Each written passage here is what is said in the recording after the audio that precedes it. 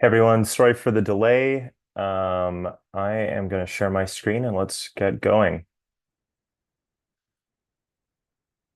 Welcome everybody to the Future of Third-Party AI Evaluations workshop. We're delighted to have you here, and we have an incredible session lined up, including Ruman Chowdhury for the keynote, and then three sessions back to back, starting with session one, Evaluation and Practice, session two, Evaluation by Design, and session three, Evaluation, Law, and Policy with these awesome speakers.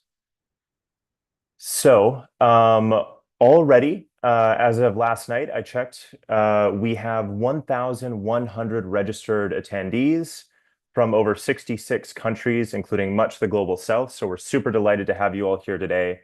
Feel free in the chat to post where you're zooming in from and what you're interested in for the talks and panels. So let me begin with the motivation for third-party AI evaluation.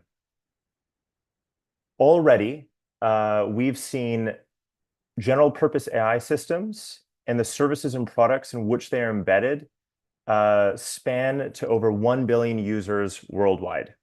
This is perhaps one of the fastest growing technologies that we've seen, certainly in the 21st century.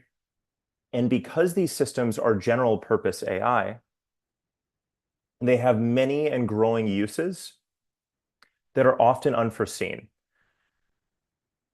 And as a result, the risks, challenges, vulnerabilities, and potential harms of these systems is also growing, perhaps unforeseen, and wide-ranging. And to understand this, it's not just that we need AI safety evaluation, looking at AI models in a box, probing them in different ways and red teaming them to understand, and we give them different inputs, what their outputs will be. But we want our scientists to also understand these systems in the wild. So as tools potentially to be used agentically to attack other software, or how they interact with real people, including children. And more generally, how these systems will be used in the wild to interact with a variety of people and software and hardware for a variety of different tasks and uses, and therefore engendering different concerns. So this is a very subjective taxonomy, but to understand, there are risks from AI that are straight up illegal in many countries, such as the generation of child sexual abuse material or non-consensual intimate imagery. And then there are more traditional software or computer security concerns, such as buffer overflow or SQL injection or privacy issues. But then AI systems, which are software and therefore have these issues, they also have other issues, such as maybe AI security issues related to stealing the model itself or exfiltrating the system prompt, as well as safety concerns related to impersonation, discrimination, fraud, or trustworthiness related to defamation, bias, toxicity, harassment, or even the diversity and representation that these systems represent, as well as a whole set of socioeconomic impacts from potential job loss, IP and copyright concerns, the environmental impact of these systems, as well as cultural homogenization, how they're increasingly used for intimacy and relationships, and many other potential and growing concerns. But while this taxonomy is very much growing and subjective, the important thing that I want to note here is that whereas traditional software and computer security has phenomenal norms, they have great infrastructure for reporting and disclosing issues from the community, and they even have legal protections enshrined in US law and often voluntarily provided in the form of safe harbors from companies voluntarily. We also see that there are financial rewards that often are given, showing and demonstrating the value of this type of disclosure and reporting. Just last year, only Google, or just Google, gave out $10 million in rewards to individuals that had provided security and software bug reports. However, in the case of AI, we're finding that the reporting infrastructure, while very nascent and not blaming anyone in particular, because it's so new, it's still in development, and it's not there to the same extent that we have it for software security. And similarly, the legal protections and recognition that's enjoyed by software security hasn't made its way yet to AI. And though it would be a bonus, we're not really seeing direct financial rewards for the community participating in red teaming and bug bounties for algorithmic harms and risks. So what is the state of AI vulnerability? For the most part, we see a lot of this. We see a lot of people that are posting vulnerabilities they find to Twitter or social media or announcing in academic papers. And the reason for this that we've seen speaking to many people is that there are race conditions. If you're in academia, you want credit for the work that you've done. And the best thing maybe to do is just to post it online and get credit before someone else does, rather than wait for disclosure period to end. And often when people do want to do the right thing, they don't know who to disclose it to. Maybe there's an email on a developer's website, but then if the attack or vulnerability could apply to many different systems or models, how do you know all the different systems to apply to, or sorry, to email, to disclose to, what the procedure is, and even if you're emailing the right person? And that confusion seems to persist in this community. But now let's compare this to software security reporting. In this system, as you can see from this HackerOne demo of the Uber platform, there are well-designed taxonomies for rewards. It's very easy to go and submit a bug and see what's in scope, what isn't. It's very responsive to understand and get feedback on the vulnerabilities you're finding.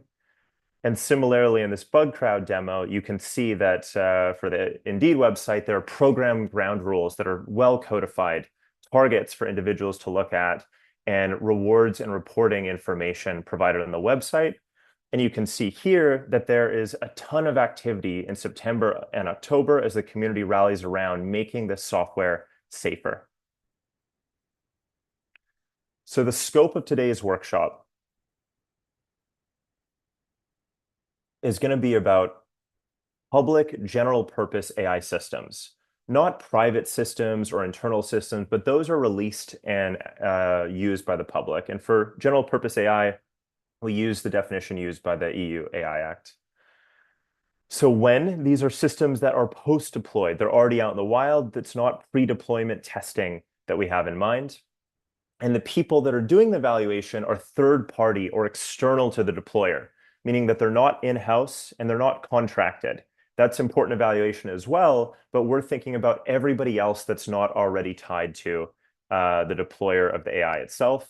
And this includes unsolicited evaluations, those that maybe the company didn't ask for, but as long as it's done in good faith. And so we imagine that the evaluation could include anything from red teaming to penetration testing, audits, and other types of model probing, as long as it is in good faith and according to public interest research and not causing harm to users or systems. And from the security domain, as you'll hear later today, there are established best practices and verifiable conditions that can show that a researcher was doing this in good faith research as opposed to trying to do something maliciously. So the key questions in each session that we imagine we will have shed some light on, we hope to have shed some light on by end of today, is for evaluation and practice. How does vulnerability reporting differ from AI to traditional security bugs? How and where should you report transferable attacks? What level of access is necessary for effective evaluation? And when we're talking about designing better infrastructure and reporting standards for AI, what third-party behavior and methods are acceptable or unacceptable? How can probabilistic vulnerabilities, such as from neural networks, be statistically validated? And what tooling is needed to set up AI vulnerability bounties? And in the last session, evaluation law and policy, the speakers will talk about should third-party AI evaluation be legally protected, and if so, how? What are the benefits of policy supporting third-party AI evaluation? And what policy measures can broaden participation in AI evaluation? So this is our agenda for today. We're super excited to have you all here. I want to quickly thank my fellow co-organizers that made all this happen, including Kevin, Sayash, Rishi, Michelle, Arvin, Ruman, and Percy. And again, in panel one, starting in about 20, 30 minutes, we'll have Nicholas, Lama, Victoria, and Avijit. And then in panel two, we have Casey, Lauren, Deb, Jonathan, and then last, Harley, Ilana, and Amit. So without further ado, I want to pass it along to Ruman, who's giving our keynote today. She is the CEO of Humane Intelligence, and we are super excited to hear about her work in this space. Thank you. Thank you, Shane. Hi, everybody from lovely Kuala Lumpur, Malaysia. You may be wondering why it's late behind me. That would be why. Really excited to engage with you all today. Let me just share my screen and move into slideshow and make this tiny. Okay, hopefully everybody can see my screen. I'm going to talk today about the safe harbor imperative. For folks who don't know me, my name is Dr. Aman Chowdhury. I'm the CEO and co-founder of the tech nonprofit Humane Intelligence. Our mission is to build a community of independent algorithmic assessment.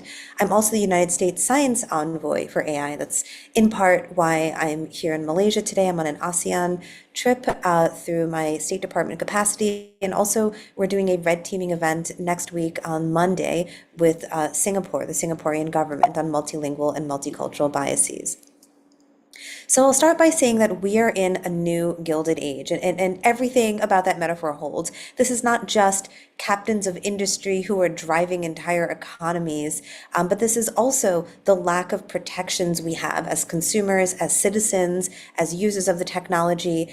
During the eras of Rockefeller and JP Morgan, they were able to exploit workers, take whatever they wanted by bullying, manipulation, and coercion.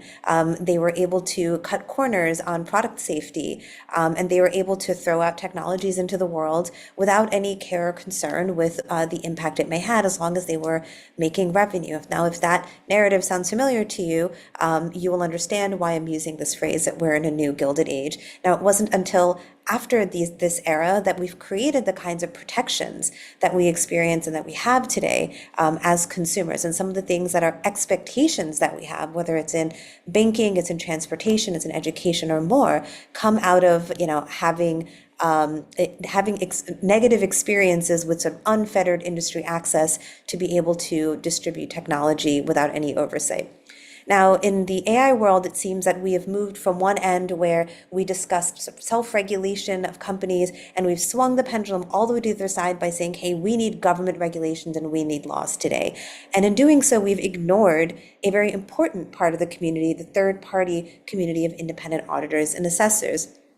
And I want to point out that, again, in my capacity as envoy, one of the questions I get is in the global governance conversation, well, this all sounds great, but how is this supposed to be used in countries that don't have functioning democracies, right? So we are moving from one very powerful, consolidated, centralized entity that is self-interested in responding to one set of shareholders, i.e. companies, to another set of consolidated, powerful, actors who maybe respond to lobbyists or other economic, geopolitical, and powerful political entities, right? So this is not to say companies are evil or government is evil. It's to say that swinging from one immensely powerful entity to another immensely powerful entity is probably not the way to go. And, good industry oversight is actually built through an ecosystem of practice. And actually, independent oversight is often the norm.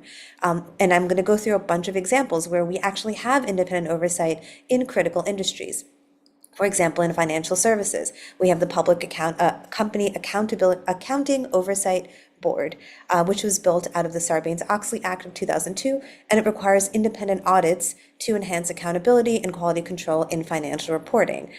In healthcare, there are non-government entities that provide accreditation. This is really important as we think through the paradigms of whether it's by design or in governance or the legal protections we may look for. That doesn't just mean we have to follow a particular path. There are actually a wide range of paradigms to look at. In healthcare, and we'll also discuss in education, what accreditation does is it gives you carrots, not sticks, right? So you don't have to be accredited by these healthcare organizations, such as the Joint Commission, but they're necessary for hospitals to get Medicare and Medicaid reimbursement. So again, you could choose to not do this, but then you'd be missing out on a potential revenue stream. The next is environment and sustainability. So if you have been in a LEED certified building, you'll know that there has been an entire industry of jobs created around civil engineers, environmental engineers, and architects who determine readiness for environmental sustainability. Now, frankly, when I first looked at this field of responsible AI back in 2017, this was the industry I looked at, right? How can we create this industry a practice as a standardized profession where you don't necessarily have to be at a company, right? Independent LEED certifiers exist as an example. And these independent reviews can provide legal protections under circumstances, but also they're ensuring that you are actually adhering to this. Now, again, LEED certification is not required by law. None of this is required by law, but it's really fascinating to see this entire industry shaping around a structured approach to ensuring, in this case, environmental sustainability. And finally, in energy and then education, again, we have independent bodies in energy that conduct audits and assessments to maintain grid reliability, and education. So in a previous life, I taught at a data science boot camp. This was the early days of data science. So education accreditation is fascinating. Similar to healthcare, it is not required. But if you are an accredited university, or an accredited program, there are certain requirements that you have to fulfill, and it makes you, arguably, if someone's paying attention, more desirable on the market. And frankly, a lot of boot camps popped up because there was a lot of bureaucracy around trying to set up new schools and new programs in different states. But fundamentally, I wanted to teach at an accredited organization, and accreditation meant you were required to have a certain percent of your graduates actually get a job in the profession, and that your curriculum would be subject to inspection. And that means that one can have some reasonable expectation that this program is going to deliver what it promises. So why is this necessary? In all the examples I've talked about, there are certain things, certain key paradigms that are introduced by enabling external oversight. So first is independent perspectives. So the kinds of tests that are conducted, how they're shaped and formed, are actually being built by an independent community, not by communities that may be beholden to other people or have other interests other than creating good products that are safe and responsible for people to be subject to. Second is the depth and breadth, right? So if you have a wide range of requirements, regulations, laws, oversight requirements, how can one entity such as the government or one group or one body really encompass all of the tasks needed? I mean, we're running into this with the DSA. Second is that the third is that decentralization is more protected from capture. Again, what if a political party or ideology takes over the government and all of the things that have been built for consumer protection are eradicated? This is not a fantasy. This is what happened with the EPA. Next is independence from people want to be, and some actors want to be independent from centralized authority, and they maybe don't want to be complicit in or beholden to these authorities. Maybe I don't want to go work for a big tech company, and I don't want to go work for the government, just to have the ability to understand how these systems work and ensure that they're being built safely. And finally, it allows oversight and flexible choice without stifling innovation and enables market fungibility, right? So back to this idea of accreditation that's not required by law. It is, for example, a way to demonstrate that you're building a more responsible product. Also, we noticed that especially with boot camps, that it was the ones that weren't accredited, that didn't hold themselves accountable, that ended up failing in the future. So I want to talk a little bit about DMCA and hacking. So one of the conversations that you are going to have in the legal protections working group, if you're in it, will be on the DMCA, the Digital Millennium Copyright Act, which was passed in 1998. In particular, it's Section 1201, which talks about the circumvention or prohibits the circumvention of technological protection measures, TPMs, that are used to protect copyright work. So this was in general to prevent people from, sharing digital music on things like Napster. But what it does, it has a chilling effect on independent auditors and white hat hackers. Protections exist, but they're limited. So I'm going to talk through the current space of how hackers navigate. So, Shane had presented, a vision of what's going on in the cybersecurity world, but I do want to say that it is not all golden and it can be quite limited. So one is that there are limited exemptions. DMCA provides some examples for, quote, good faith security research, but they're temporary and they have to be renewed every 3 years. So that sets an agenda where researchers have to finish what they're doing in 3 years. So if you wanted to to understand the long-term impact, and again, if you want to make the parallel to understanding the impact of AI models, if we want to look at, let's say, the impact of social media on polarization, can you do that in 3 years? Maybe not, right? If you want to understand impact on mental health, well-being, on children's ability to learn or connect with others, those would be really hard research work streams to finish within this 3-year window. Second is seeking permission, asking to evaluate these systems. This will give legal protection, but of course, you're beholden to the company agreeing to do what you're asking to do. People will take on legal counsel. People will do their work in anonymity and privacy. That's why hackers have, multiple identities. But of course, this will limit their ability to publish findings or collaborate openly, or even, have this influence laws and legal protections, safe harbor, and also interestingly, and maybe something we can think about in the by design workshop, is focusing on standards, not products. So, as an example, when Human Intelligence does red teaming exercises, we just did one last Thursday and Friday at CAMLIS, the AI Security Conference. We were not just testing a suite of generative AI products.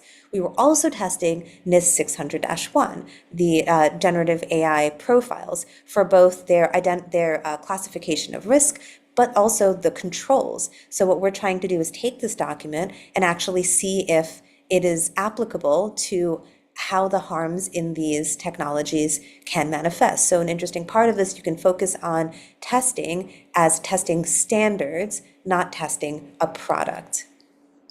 Now, how does this whole narrative translate to independent auditors and assessors? Well, today, it's pretty difficult to do this work.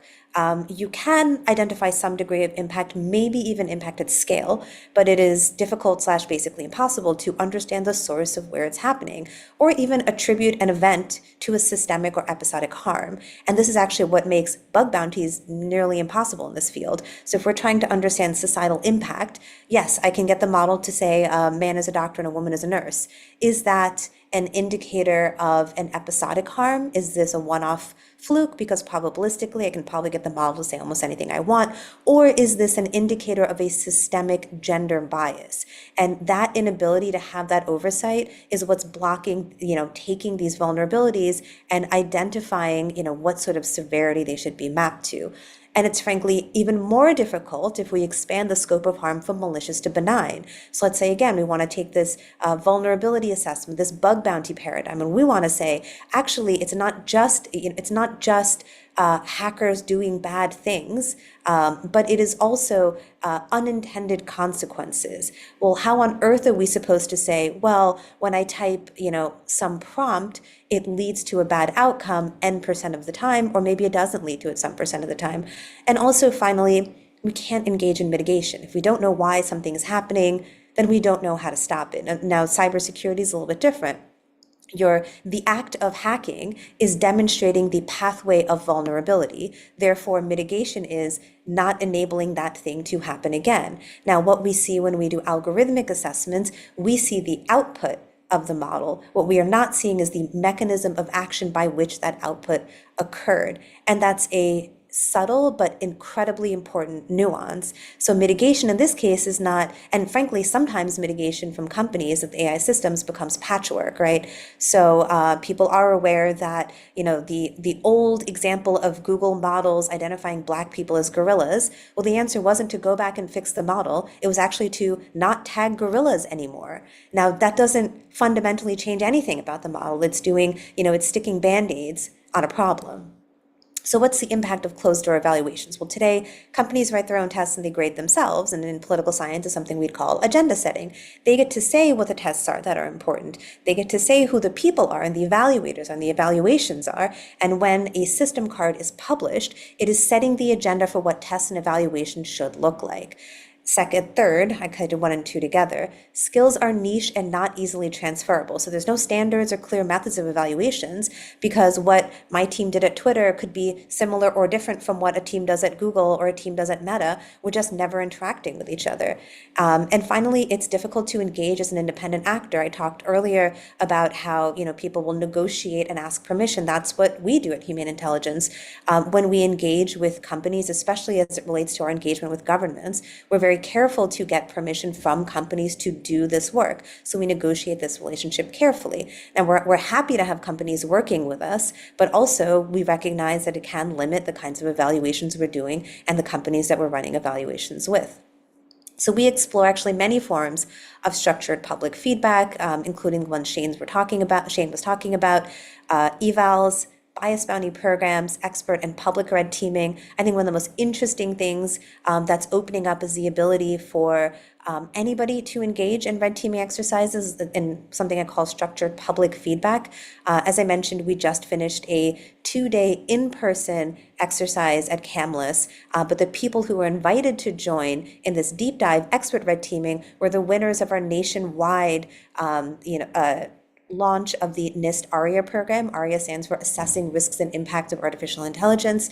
So it's, I think, the first time really any person in America was able to give feedback that actually directly influences how NIST is doing their work. Now, the output of ARIA, there's a workshop that's going to be held in November by NIST. I recommend people log in and learn a bit more about that program. It's really fascinating. I'll add one more note about bug bounties and the bug bounty paradigm being translated to bias bounties. Now, again, we have that same problem. Now, anecdotally, I will say, speaking to people at companies who've tried to open up bug bounty programs for things like societal impact, again, what you get is 10,000 examples of people saying, I got the model to say, a man is a doctor and a woman is a nurse. Well, how do you reward that bug? And frankly, given the probabilistic nature of these models and how manipulable they are, if you tried long enough, you can probably get the model to say almost anything. So what we're exploring as we do more and more of these red teaming exercises is how do you incentivize the right kind of behavior, right? What you're not looking for, again, is 10,000 examples of the same output with no idea or context into the mechanism by which it happened. What you might be looking for are things like new and novel approaches and rewarding them differently, or identifying an issue at scale, which may point at a systemic harm versus an episodic harm. So while a lot of these paradigms are quite similar, what I would not recommend is just assuming we can build a HackerOne platform for for bias bounties and we can just call it a day. Here on my last slide, I talk a little bit about what's needed and maybe give some direction on what we could talk about. First is vulnerabilities. And on the top, I have what is the question. On the bottom, I have a devil's advocate for myself.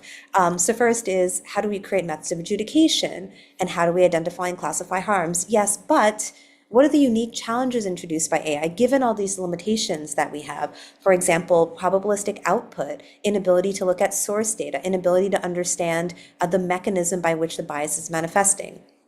We talk about legal protections. Can we carve out DMCA protections? Sure. Is it sufficient? Does it count for the unique nature of AI impact? Will it include things like societal impact and not just carve-outs for cybersecurity? And how might we get this act to include that? Next is building talent, right? So again, the thing that my nonprofit is focused on, how do we cultivate this independent community? Well, is this a chicken and egg problem? Frankly, we have a lot of certifications out there. These certifications aren't necessarily leading to jobs today. So where's the talent and who is needed? Is it that we need to create the environment and people will show up? Or worse, maybe we create the environment and for example, a law is passed and there's nobody who can do this work and we end up with a poorly executed law. So how can we try to build this in tandem, create the community and advocate for the kinds of laws and protections that we need? And then finally, multi-stakeholder engagement, which is the intent of these 2 days. How can we get different groups to listen to each other, collaborate? But then again, will it matter if companies are able to stifle independent assessment? What's needed to create collaboration, but also the imperative to do so today. So what we're not going to be doing is talking for the next 9 months about how we ought to be engaging together. What we actually need to do is have action and do things, build solutions, and move the needle forward. Thank you so much, and I'd love to connect. We're always looking for opportunities to collaborate and learn to create better and safer AI. You can reach me at raman@humaneintelligence.org. Thank you. Thanks so much, Raman, for phenomenal keynote. We already have a bunch of questions in the chat, which you can answer, but I want to ask one right off the bat, if I may. Elena brings up the question of pre-deployment testing versus post-deployment testing. How do you see these two interacting or being different? Yes. How do I see them interacting or being different? Like I can talk through how I see them interacting. So red teaming is a really great example. I think I've seen some policy documents that put it in the category of A, audit, and B, post-deployment. It is clearly something that can and should happen pre-deployment. I think all of these methods of structured public feedback, right, the ability to bring in subject matter experts means that we can and should reform how pre-deployment testing happens. But post-deployment does look a little bit different, right? So this product is now out there in the world. I think A, the imperative to fix and solve problems is significantly higher because this product has already been rolled out. But also B, the nature of what evaluations look like might be a little bit different. So maybe we can open up to a broader range of people to conduct tests and evaluation, maybe in a way that looks different from what pre-deployment testing would be. I'd also add things like fundamental like inspection of data, inspection of model choice, fine-tuning parameters, et cetera. That's all part of pre-deployment testing. It's nearly impossible once this model is already built out there, a product, right? Unless you've shut it down, to say, well, now we're going to go inspect the data. So there are different tasks you're doing, different people you're bringing in, but also a different imperative. Awesome. And one more question before we hand it off to session one. Baltazar asks, do we need additional or different sort of public policy to make third-party assessments more workable? What would you like to see in the next couple of years? I think, okay, so for one, the short answer is yes, because we need legal protections for ethical hackers writ large. Today, if companies were unhappy with the work my nonprofit was doing, somebody could theoretically pull an Elon Musk and sue us out of existence. If you're unfamiliar with what I'm referring to, Elon Musk basically sued the industry trade group GARM out of existence because they collaborated to have significant advertising dollars removed from X. So these things are all feasible. Companies don't do it, that's nice, but again, we don't have the protections we need. I think one way to do it would actually be to require it with things like, for example, procurement or vendor assessment, and that I would think that it's the direction that the OMB memo on procurement could start taking. I think that would be a really smart way to do it, would be not to require it by law, but to look at the way I pointed out that healthcare and education did it, which is to say you can do this if you want. If you do it, there are certain carrots. For example, you'll get government contracts, and this is required to get a government contract. You could also say, we're not going to do government contracts, and I'm just going to build things the way I want. So I think a good way to think about this in a way that's not as openly adversarial would be to introduce benefits for doing this kind of work. Thank you so much, Ruman, and for giving this keynote at midnight in Malaysia. Yeah, there are some additional questions for you in the chat if you want to hang around, but thank you so much. I'm going to pass off to Rishi Bomasani to introduce the first session. Great. Fantastic. Thanks, Shane. And thanks, everyone, for the wonderful keynote. So in session one, we will have four speakers who will speak to how third-party evaluation in the AI space is done and the practices that are implemented currently, and that'll allow us throughout the course of today's program to also envision how it can evolve moving forward. So we'll go as follows. So first we'll have Nicholas Carlini from Google, then Lema Ahmed from OpenAI, then Avijit Ghosh from Hugging Face, and finally Victoria Westerhoff from Microsoft. So Nicholas, do you want to take it away? Yes, thank you. Let me share my screen. Okay, screen's showing okay? Great. I'm going to talk about how and why we red team stuff. My name is Nicholas. I'm a research scientist at Google DeepMind. And maybe a little useful is to start just for a second on where I'm coming from. So I used to be a traditional security person. I filed my first CVEs almost 15 years ago now, and have been doing stuff in that world for a very long time. My initial research was actually on just software security. I just did exploits on hardware systems and tried to study that. And then around 8 years ago, I decided to switch to this new machine learning thing and study things there. And so that's the journey that I went through. And hopefully, I think will help explain where I'm coming from when I give the rest of this talk. So, title of the talk, why and how we red team. So let me start off just by showing you a screen recording that I made sometime last year. So okay, let me just play it for you. We're interacting with GPT 3.5, and we're going to ask the model to repeat the word call 1,000 times.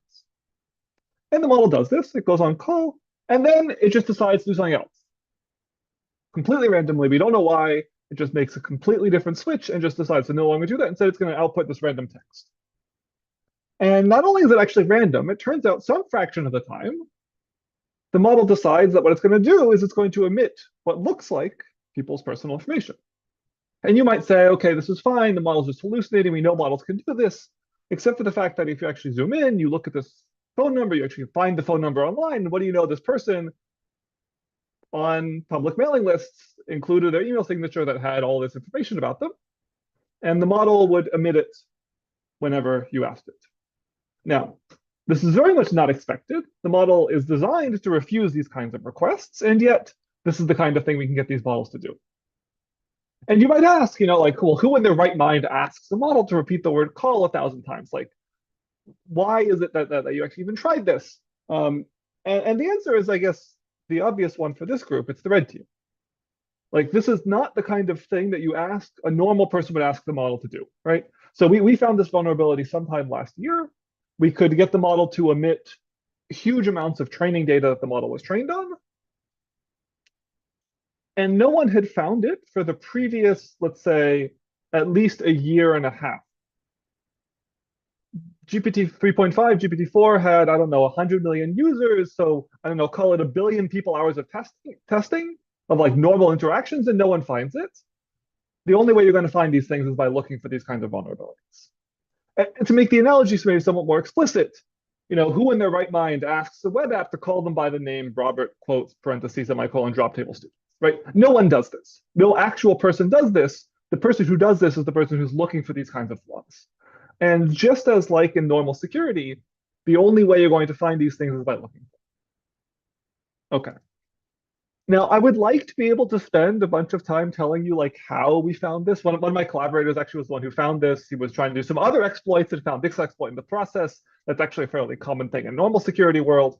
But unfortunately, if I'm sort of keeping on time, I probably have something like 5 minutes left. So I don't have time to actually tell you how we go through all this process.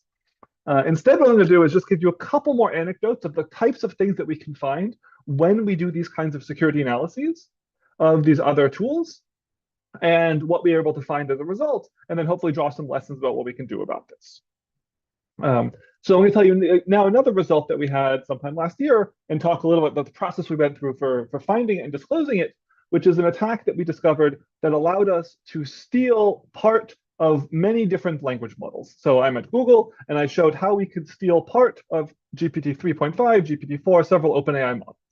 It was only a small part of the model, so we couldn't steal the entire model, but we could steal part of it, which is obviously still a bad thing. We don't want this to happen. So we did this with, of course, collaboration with OpenAI. One of the OpenAI people one of the authors on the paper is an OpenAI co-author. We worked with them a bunch. We got legal approvals for everything because we wanted to be very careful. But I think the reason why this is interesting to talk about is what do you do when you have an attack that's like this? Because this is an attack that was effective because of the way that the OpenAI API was designed. So what did we do? Of course, we work with them, we disclose it to them, we do all these things. But in principle, this attack could also have affected anyone else who made the very similar design decisions. And so I think the way that I like to think about this is sort of in two minds. On one hand, I like to think about this as me, the pen tester who did this software security stuff a long time ago, where the process here is fairly standard. You disclose to the affected party. You agree on a process to disclosure. Maybe it's a 90-day disclosure period. Then you document the attack, you provide recommendations, you email the affected party, all these kinds of things. On the other hand, the machine learning researcher inside of me has a very different workflow, right? It's like write research paper, upload to archive.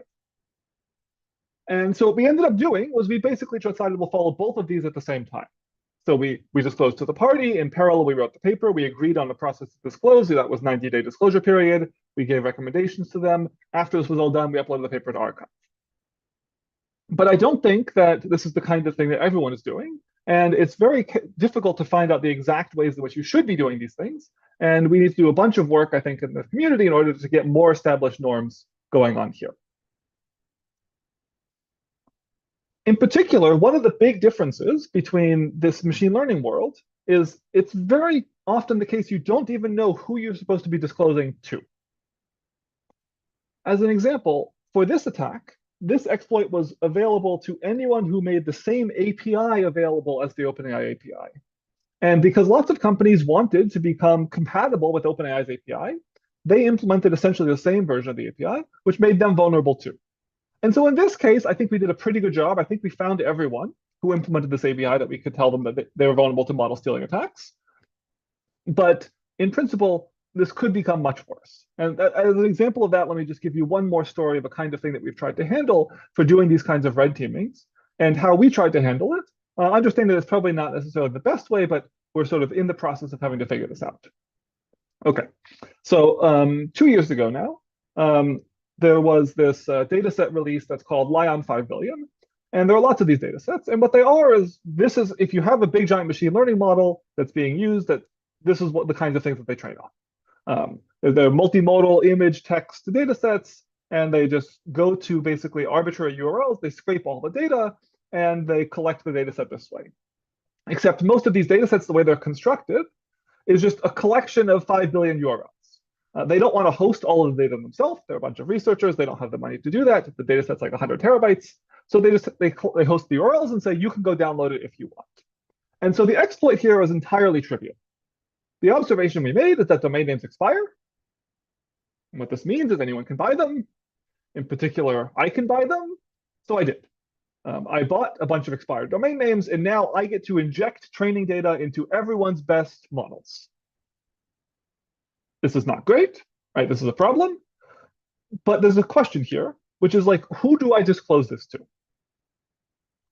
I can't possibly identify everyone in the world who's training a machine learning model and might be vulnerable to this attack. So that's not going to work. So we did what we thought was the best thing in this case, I think was a pretty good idea, is we disclosed this to the people who created this data set, and we said, here are some defense suggestions for how you might avoid this. Maybe you hash the content before that you expect to be there, and then people can verify this. And then we tried to work with maybe 1 or 2 people who trained important models that we knew of on this data set, and then we just put the paper online and hoped for the best. This is the right way to do this? I don't know, but this is what we did for this paper. Again, I think it would be really great to have some better established norms that are going on around here. Okay. In the last minute, let me conclude by saying that in my mind previously, there were like 2 versions of me. There was like me, the pen tester who did these security things, and me, the machine learning researcher who writes papers and puts them on archive. But increasingly often, this has been more of a fuzzy line. It's no longer this sort of stark difference between these 2 things, where now often I'm imagining something that I might do as a pen tester, and then I try and find the way to make this a research result and vice versa. And I think the reason why I'm talking about this is it's not just me that's going through this. This, I think, is the direction the community in some sense is also going to have to head, where these results that we're getting need some amount of security knowledge. You're not just going to stumble upon these things as researchers naturally, but you can't take a person that's sort of just normally a software security person and make them do these important research results, because they require deep knowledge of the systems that you're interacting with. And so you have this community of a lot of people at Black Hat, for example, DEF CON, these kinds of audiences. And you have a lot of people at iClear, ICML, NeurIPS, those kinds of audiences. And this exploitation is like at this gray area in the middle. Some things are closer to the system security attacks. Some things are closer to the machine learning attacks. And we're going to need to try and find a way to merge the norms, the way that which we do things, so that we can best work together to sort of find as many of these problems as we can and hopefully fix them. That's all my time. Thank you, and I'll be happy to take questions at the panel. Great, fantastic, Nicholas. And next we'll have Lama from OpenAI.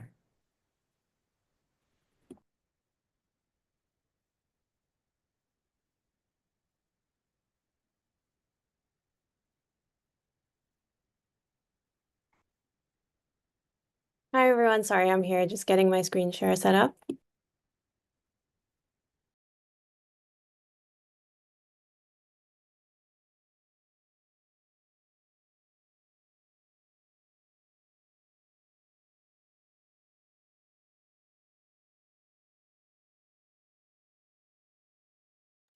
All right, can you all see my slides? Yes. Thank you. Great. So good morning, everyone. My name is Lama Ahmed. I am a technical program manager at OpenAI. I lead our external red teaming efforts as well as the processes and partnerships by which we do what we call third-party evaluations. And I want to chat a bit about the AI evaluation ecosystem from the perspective of OpenAI. And I just want to note that this is not intended to be a comprehensive view of our approaches to AI evaluations or working with third parties. It's just a few examples of how we have conducted third-party evaluations, as well as thought about how we might foster this ecosystem further. And the three main buckets of work here include external red teaming, third-party assessments, independent research, as well as really thinking about how do all these pieces fit together to create the third-party AI evaluation ecosystem. There is really no one-size-fits-all approach, and you can kind of see with these concentric circles, you really can't always differentiate what does one bucket mean compared to another? How does one play into another? For example, what does it mean for an independent researcher to conduct red teaming? I'll dive a little bit further into this, but I'll say that because of these blurred lines, it does mean that we really do need a multi-pronged approach, and we can't rely on one method alone. So there are a few questions to consider when deciding on a method. We want to capture some of the nuances or find the right fit for whatever evaluation it is that we might need. So for example, when is this evaluation being conducted? Is it pre-deployment or post-deployment? Timing matters, and who we might be able to work with for reasons related to both parties come into play when the model is public or not. This is why external red teaming often happens pre-deployment, rather than, emphasized as the independent research part of things, at least from OpenAI's perspective and the content in our system cards. However, that doesn't mean red teaming doesn't happen by independent researchers. It may just happen at a different point in time. The second question might be, who has the expertise to robustly evaluate the models? Some topics we don't have full expertise in-house. That might include things like niche scientific domains for understanding biological protocols or chemical protocols, or things like cultural or geographic nuances that might impact things, or a third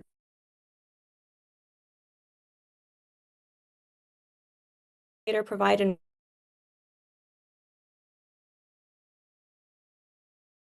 emerging OpenAI, what is their track record, and why do we trust them to provide assurances about AI systems? A fourth question might be, what resources or knowledge are required for an effective evaluation?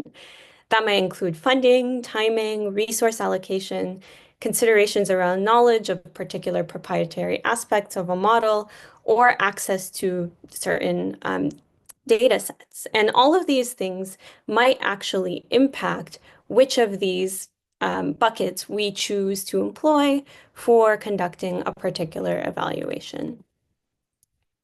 I'll dive in first to one of these categories, which is external red teaming. This might be the most familiar to you all. The purpose of external red teaming is for novel risk discovery, stress testing mitigations, creating harder evaluations than what we already have. Example outcomes of the external red teaming conducted by OpenAI include qualitative findings and evaluations that are presented in the system cards all the way from DALL-E 2 to most recently O1 Preview. And if you haven't taken a look, I think these documents are great at taking a glimpse into how we work with different third parties, including individual testers, but also organizations, which I'll talk about next. We tried to diversify the pool of who is a red teamer by launching the Red Teaming Network late last year. And through that network, we've been able to have a broad range of disciplines as well as geographic and language representation in our testers. Next, what we call third-party assessments.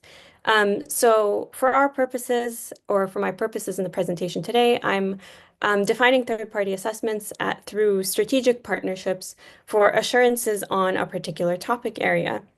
It allows for trust and legitimacy in working with a trusted third party, and it allows for these assessors to really think about what claim do we either want to verify or make about a model. That's a little bit different than external red teaming in the sense that we're not looking for these examples to fit into our existing safety evaluations or even existing content policy buckets or to necessarily identify novel risks. We really want these partners to try and identify areas where they may want to make a claim or may want to verify a claim. Some examples of this are partnerships with the AI Safety Institutes, Los Alamos Labs, Meter, Apollo Research, our nonprofits that we work with, and they have evaluated GPT-4o, O1 Preview, and you can find some of the results either on their own websites or in our system cards. Finally, I want to touch upon independent research, which is a really critical aspect to third-party evaluations. The purpose of independent research is to foster an ecosystem of better evaluations, methods for alignment, or understanding impact. And some of the ways that we've fostered independent research include our Researcher Access Program, which provides credits and model access to researchers for key safety research areas, as well as calls for proposals over the years, including, for example, our Democratic Inputs to AI grant program, which offered cash grants to researchers to conduct research on ways to collect and incorporate democratic input into AI systems.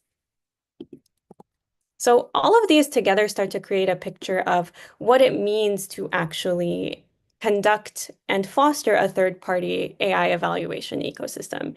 You can see there's a breadth of ways that we can actually engage with different stakeholders for different purposes at different points in time. And it isn't necessarily true that there's one good way of conducting a third-party assessment. Each relationship is a little bit different. Each need is a little bit different. And there are some opportunities and challenges ahead that I'd like to highlight that I'd love to discuss during our panel today, including the rapidly evolving landscape, multimodal models, as well as agentic systems, increase the challenges for how quickly we actually need to develop these third-party evaluations. We want to continue to understand the gap between expectations and assessments. Who sets the standard? We can conduct assessments all day long, but really, what does it mean in practice? And who's actually making those decisions for standardizing how we incorporate different assessments and the results of evaluations? We should continue to monitor the validity of evaluations over time, including watching saturation of evals, managing test-train overlap, as well as understanding the relevance to real-world usage. Finally, I'd like to highlight the growth of the third-party evaluation ecosystem, which is incredibly exciting, but creates a challenge for really understanding who do we trust, when, and why. And I really think we need better frameworks for that. And I'm excited to chat about that with my co-panelists today. Thank you so much, everyone, and I'll pass along to my next panelist. Great, fantastic, Lama. And next we have Abhijit. Right, I'll pull up my slides. Can everyone see this? Great. Yep, you can. Okay. Hi everyone. Today I'm going to be talking about our coordinated flaw disclosure framework. This work was presented at AIES 2024, which happened last week. I'm on here on behalf of Sven Cadell and Lucy Amy Caffey, who worked on this with me. So Shane started with this. We all talked about this. There is rising public concern about AI safety. The only problem that I want to lay out very clearly is that we have an eval ecosystem that has popped up, but that is pretty much ad hoc / post hoc. Meaning right now, if you experience an AI harm, the only way to get recourse or visibility for it is to either basically sue the company or go viral on social media, which means that there aren't established channels for reporting. In terms of evaluation landscape, again, it's starting to slowly become mature. There are benchmarks, leaderboards, red teaming exercises, and third-party assessments, as both of my co-panelists have just discussed. Including on over here at Hugging Face, we have a lot of efforts in the area. We have community-driven leaderboards. We have our own OpenLLM leaderboard, which is quite popular. We also have an evaluation platform by BigCode, and we have a lot of domain and language partnerships with third parties. Additionally, in terms of guidebooks, we have the Light Eval framework and a very new evaluation guidebook that just came out. All of that is great, but then that posits me to ask the question, is just evaluation sufficient? What about disclosure? Because if we keep talking about just evaluation and just finding the harm or just developing technologies to find the harm, who is really benefiting from that if we don't have full visibility and a proper ecosystem for reporting and then gaining visibility around those harms? Because in the absence of that, you only are able to do these things if you're a big company with the sufficient amount of resources to host bug bounties or host red teaming systems or hire a third-party eval organization. So I would like to then point people to something that's been in front of our eyes the entire time. From the field of cybersecurity, there is a 30-year-old history of this framework called the Coordinated Vulnerability and Disclosure, or the CVD ecosystem. Not only is it widely adopted by the software industry, it also has regulatory teeth. So at least in the US, if you are a federal contractor, you have to be part of the disclosure ecosystem of the CVD framework. There are EU regulations that also mandate this kind of work. Specifically, if you are like an FDA provider, you also have to be part of the CVD ecosystem.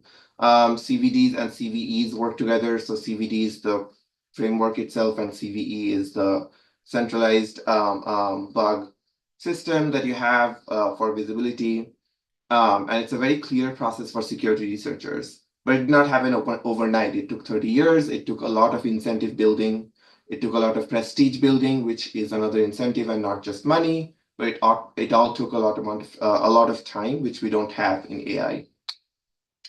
Why can't we immediately and directly adopt CVD for the ML ecosystem? That's because machine learning models errors are not just about privacy and security. A lot of them are, and that's great, and that sort of falls under the definition of vulnerability. But sometimes we also have ethical and safety questions, which are complex and subjective, which don't really fall very cleanly under the established CVD ecosystem.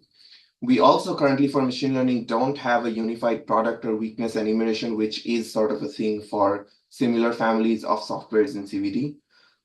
There are scalability issues. Currently, things are very distributed. How do we sort of tackle the issue of scale, which I'll talk about in a few minutes when we try to actually do it in real time. So we, in this paper, propose a new framework called CFD, which we are calling Coordinated Flaws and Disclosures. CFD specifically deals with broader AI/ML flaws, including probabilistic issues. And it does not require a clear exploit state. It requires you to define what your definition of a properly working model is, and then anything beyond that is considered a flaw, which I highlight on this slide in terms of definition. So vulnerability, again, under MITRE's definition or under NIST's definition, is a very clear privacy and security definition, which is not appropriate for machine learning. So we define flaw as any unexpected model behavior outside the defined intent and scope of a model. Intent is the stated purpose and goals of a model, like the charter that you start with, and scope is the boundaries of the intended operation of that model, defining what the model should or shouldn't do. Anything that falls outside of that is something that we are coining as a flaw and is therefore reportable. So our framework has 4 key components. First of all, we call for standardized and expanded documentation. So we say that model cards should include documentation of intent, scope, and the limitations of that model. We are calling for automated verification, meaning once a flaw is reported and validated, people should write code to automate that evaluation for the next time so that when model updates are pushed, an old flaw or an old bug does not come back. We also need an adjudication process, as Ruman mentioned earlier, and including in the CVD process, MITRE is the organization that has the authority to be the judge for disputes between companies and bug reporters. We need something like that for AI as well. Because obviously sometimes if you report a flaw, the company or the organization might not accept that it's a flaw and might, try to navigate around it. So we need an independent third-party organization. And finally, dynamic scope. So as models, especially frontier models, are invented, their scopes are not really well defined and can be anything. So we are asking that people keep track of common uses of frontier models and expand the scope in the model card accordingly if an unseen use becomes very common. So this sort of supports, it's like a live process that is intended to expand and take into account new challenges as they occur. So I talked about extended model cards. Here's an extended, this is completely imaginary, but how an extended model card should look like in our vision. It should clearly document intent, scope, and also what evals have already been done and what their measurements are, so that somebody finding a flaw also then sees if the company or if the model developer has already seen that flaw and has evaluated it. If not, or if the numbers are more than that, then you can report that. So the way it works, pretty straightforward. You as a third-party developer or a white hat hacker find a flaw. You triage to make sure that it's a repeatable flaw, as in it wasn't a fluke. It actually is a systematic problem. You submit it. It is reviewed by either the organization and they automatically accept it, and you get a CFE number, which becomes a centralized flaw in the database, or they reject it, which then goes to the adjudication to adjudicate whether it was a real flaw or not. Once it is, you get the number, otherwise it gets rejected. So all of that is great, and it's a pretty straightforward framework, but just proposing a framework is not enough. We actually want to see change in the real world. So what we did this year was, as part of AI Village and partners, we actually ran out a pilot of this framework by doing a bug bounty. So we took Olmo, the model developed by Alan AI called Olmo, and we worked with third parties, our friends at Dreadnought and Bugcrowd and the UK AI Safety Institute to actually run this as an event, as a generative red team 2 event, where we saw the whole CFT process play out. It was quite successful. 495 hackers participated, not just AI experts, but also regular people who go to DEF CON, security experts. We had an adjudication panel. The whole effort led to about 200 flaw reports generated, of which they were awarded around $7,850 in bounties. Again, we had a red teaming UX provided by Dreadnought, and we had a bug report submission UX provided by Bugcrowd. Excellent work all around, and it was all done within a span of 2 months. Not just that, we had real world impact. So Alan AI's Olmo model card was, based on the bug reports people were submitting, updated 8 times during the 3 days or 2.5 days of DEF CON. On the right, you have an example screenshot of a change that Alan AI made based on the reports that they were getting.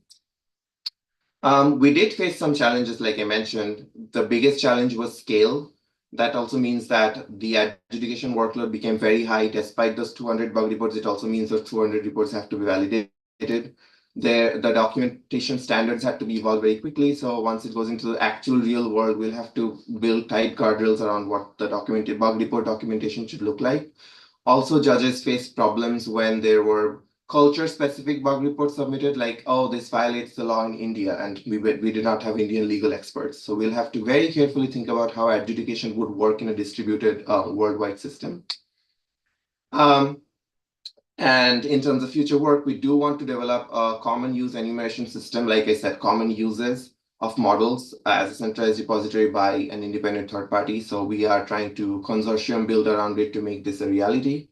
Again, we are pushing for established safe harbors. This has been brought up a few times in today's talks itself.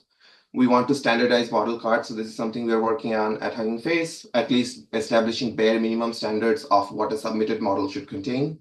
We want to also automate some flaw detection. So that's even technical eval work that we are working on, and also people here are working on.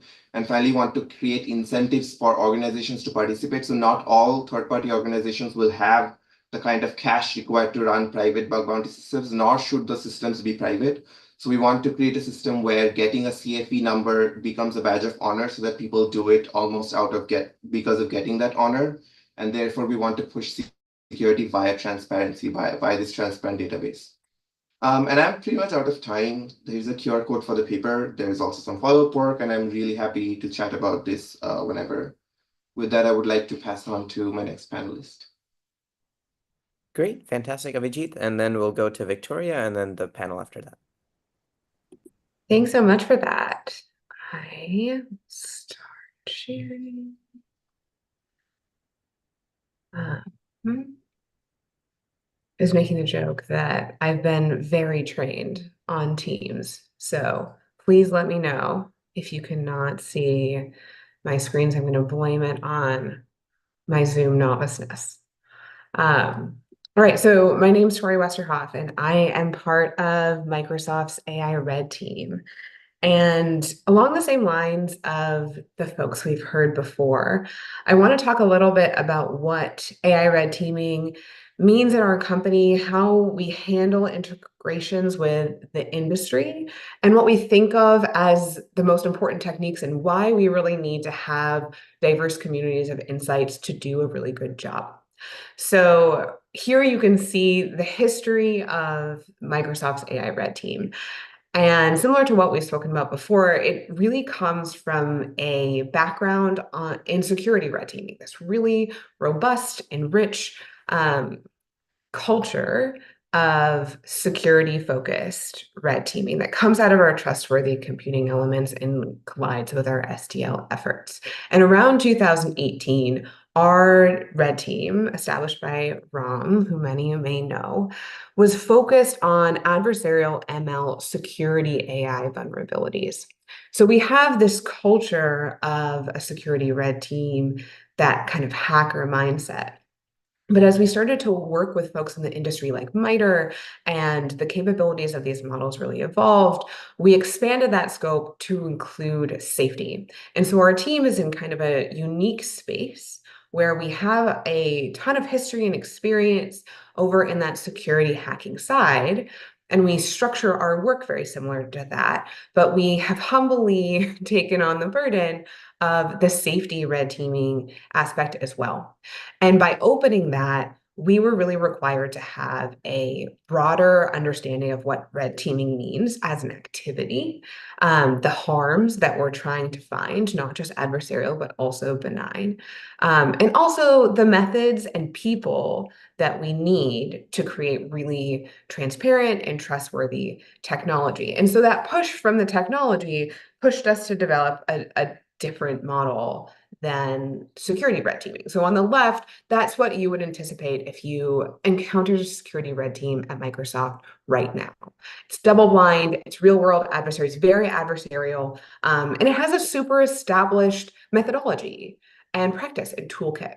It's pretty formulaic. Now, AI red teaming has evolved because of that pressure of the technology, and our team has been deemed the internal independent red team. And so while Microsoft encourages testing on this range of risks from security, RAI to safety, by safety, I mean dangerous capabilities like persuasion, deception, self-knowledge models. Our team serves as an expert and independent check, which means that any of the high-risk Gen AI technology that comes out of Microsoft, that could be a model, that could be a feature, also goes through our team, where we cannot and will not be involved in any of the product development or future mitigation. We're a point in time expert assessment. And we do that by being single blind. We work with the product so we get preferential understanding of the tech architecture. We've expanded beyond adversarial and benign. This was mentioned before, that the pressure from the way that AI technology works is that harms can come from benign actions. And so we are pushing from an adversarial security space that really focused on malicious actors to customer usage, to expanding our understanding of vulnerability, harms, and weaknesses to include personal harms, to include those capabilities like I spoke about before, to include cultural context, etc. And that's why our tools and our processes, I feel like they are evolving very rapidly day to day, certainly our lived experience. So you can imagine when we took on the mantle of this, the team structure and the skill set that we had really strong in Microsoft needed to be expanded.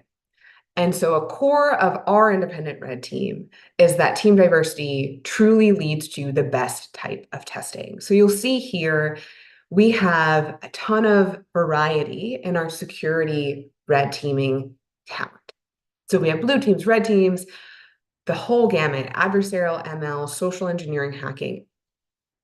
Truly the DEF CON black hat gamut. But we've also expanded our team to include experts in chem and biological research, cognitive neuroscience, national security, DEI, also have experience there, responsible AI specifically, and we try our best to recruit from a really diverse set of cultural experiences and linguistic experiences. And so for our internal team, that means that we have a combination of this white hat hacking culture. We organize our sprints that way. That's how we red team products and models that are deemed high risk in the company. So we get that like hacker problem solving method, and we're trained in those techniques and those approaches to problem solving. And we have the really advanced technological skills that come with that, an acute understanding of cyber adversaries, which we really do believe is key in the AI space. But we also feel just as key are the industry-specific understandings of harms, of the things that can go wrong, of the ways that people can interpret different elements, of the sensitivities that we don't know because we haven't lived that life.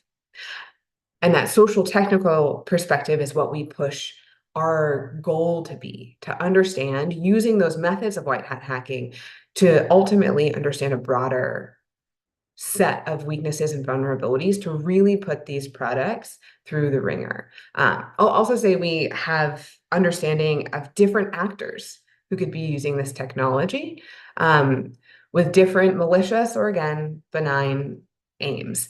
And we've had this approach now, it seems odd to say, but over 100 sprints in the last year. And so we've really tried to grow and evolve the more technology we get access to.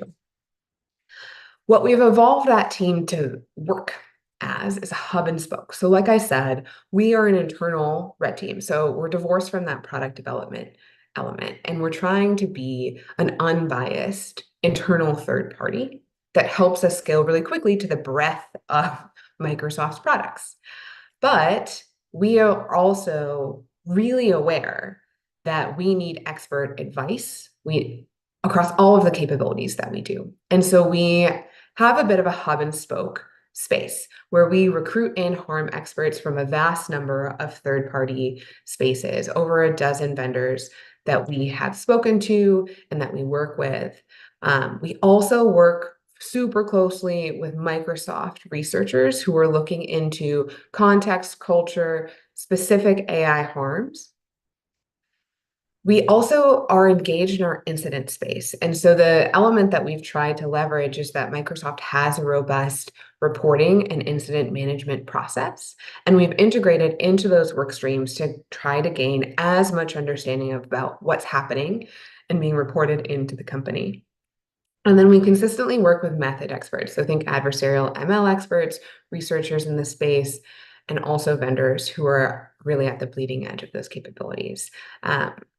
All of these have allowed us to customize attacks to the capabilities and the training of those models, which has been really, really key in the diversity of the technology that we have to red team.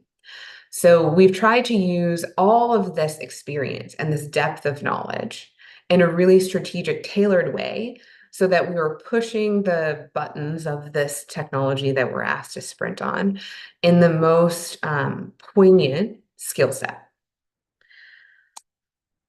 I'm going to briefly go over some of the techniques. This may feel like too many, but I actually feel like it's 100% like the tip of the iceberg.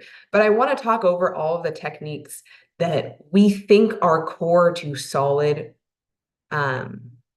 bleeding edge red teaming, because I think it illustrates why you need to have so many different expertise from different industry approaches.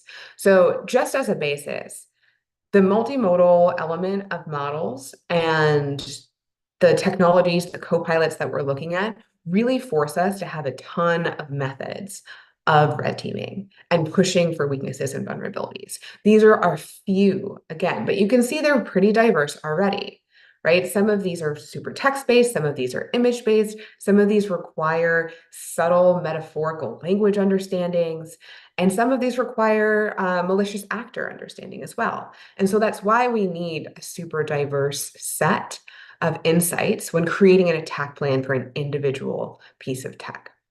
I'm going to drill down on one that I found really interesting in the past year as we've expanded to safety on our team. We have really thought about social engineering and its parallels to AI technology. And we feel that AI systems are really susceptible to the same techniques that humans are. We have a social engineering black belt on our team who has educated both our independent team, but also really helped us vet the folks who help us on the methods that allow access into human systems and that now allow access into AI systems.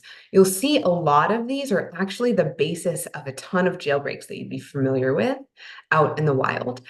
And I'd like to say that the emotional manipulation, for example, is super cultural dependent, and we really depend on linguistic and cultural nuance to make that effective in our testing.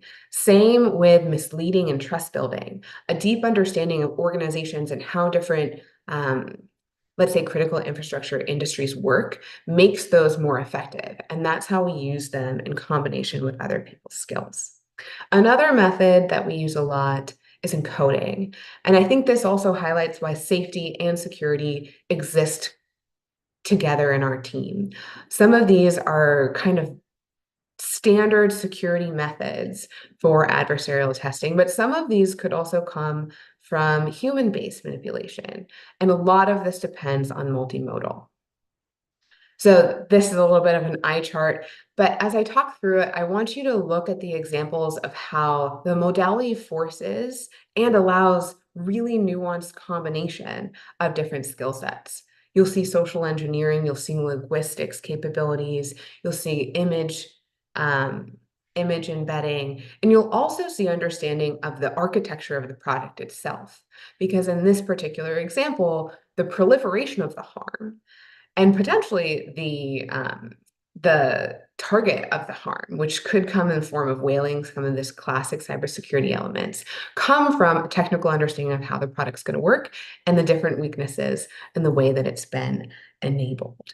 So this is just kind of an example of the type of attack that we try to do. We want all of these to be this combination of safety, security, and context-dependent harm understanding. Another element that I want to highlight is that we've open sourced our automatic red teaming tool called Pirate. And right now it exists out there. Please use it if you find it interesting. We think of it as a framework to understand how we are red teaming internally. We also encourage the folks that we work with in 3P scenarios to use it, again, because it's open source. This is kind of a quick understanding of what you can do right now for the tool, but it's also something you can really play with. And so when we're talking about third-party red teaming and democratizing that, it was incredibly important to us that the tool that we use every day, like the core space where we're doing our work, is also accessible to any of the folks who are out there testing our systems live. And that's part of the core of our contribution culture. So AI Red Team is really dedicated to transparency. Like I said, we've pushed this tool out, but we've also pushed our understanding of incidents through partners like MITRE by helping to develop the Atlas framework. We consistently talk through our findings and methods in the transparency report. We've published multiple articles about how we've red team specific products like Vi3 in multiple iterations, but also the findings that we've had across the gamut of our red teaming. Similarly, we try to train people up in what we do. So we've hosted a ton of trainings. Folks from our team will host at NDC and did host this past summer, and some of the very illustrious, I'm very proud of them, security forums, and we open sourced our tool.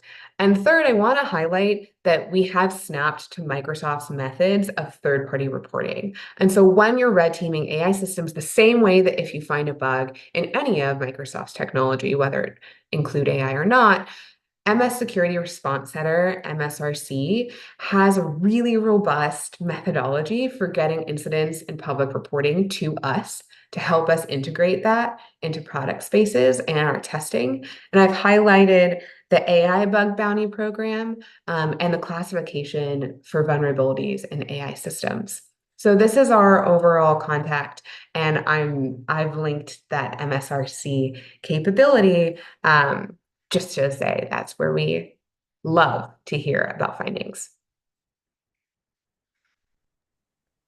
Great, fantastic, Tori. And thanks to all of our speakers for excellent talks. So, as Shane mentioned, if you're in the audience, please put your questions in the Q&A and we'll go through them. So, as our, I think Avijit and Nicholas, I think are also here. As we wait for audience questions, we already have some. Maybe I'll start with a question of my own, which is, I think we all recognize and have talked about the virtues of third-party evaluation and why it's essential in the space, but maybe I can ask each of you to give perhaps your favorite concrete example that demonstrates the benefits of third-party evaluation, perhaps in AI, perhaps in another domain, but what are sort of these concrete examples that we can think about to ground how we reason about this?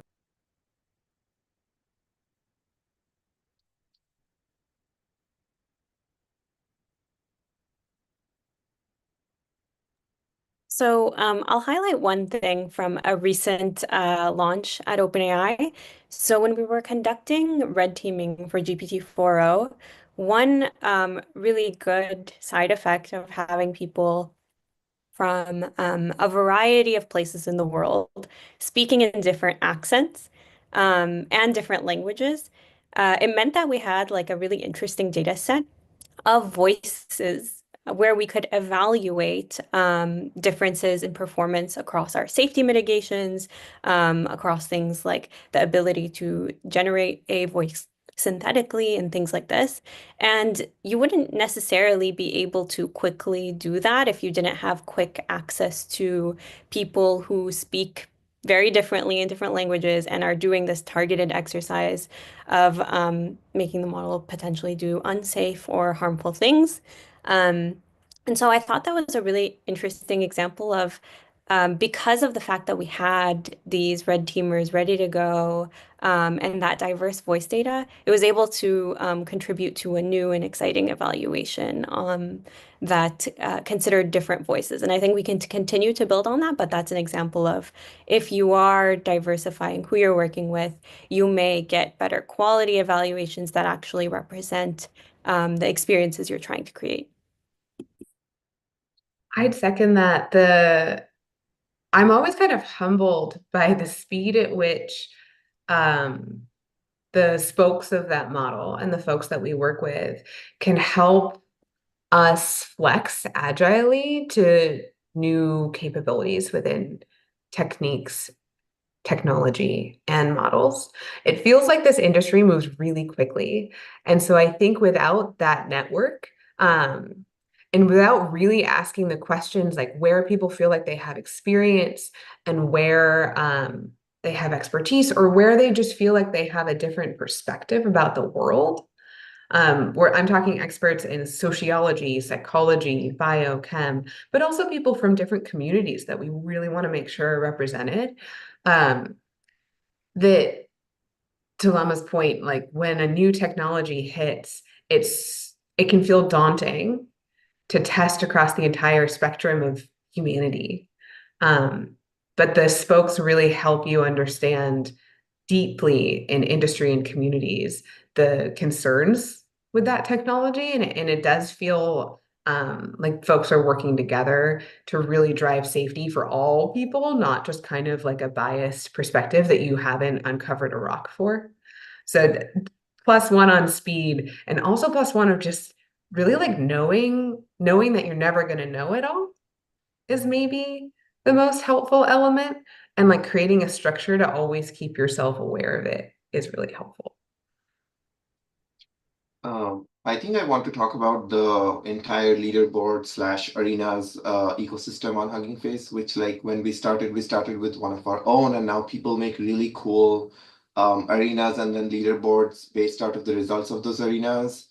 On Hugging Face, like a couple of really cool ones I've seen there was one about privacy and jailbreaks, which again, Lighthouse AI came up with it. We helped them set it up, but it was fully their own project, and it's also educational. Another one is about 3D model generation leaderboard. So you choose between two outcomes. And I think the best part about that, which I think is difficult to do from an internal org only, is that you get results from people ELO ranking from like literally anywhere. So you're getting a wealth of diverse feedback and a wealth of information from out in the world that you would not get otherwise. And just the speed at which these things have come up in our ecosystem has been astonishing to watch. So I would point to that, the leaderboard project. I guess my talk was mostly a collection of examples, so refer to my talk. I don't know. In the interest of time, we can take other questions. Great, sounds good. So one other question that's come up throughout the keynote, throughout Avijit and Nicholas's talks, and just comes up in general, is that we know that a number of the sort of flaws and vulnerabilities and issues being identified here generalize across maybe deployments within the same company, but also across many different companies and so forth.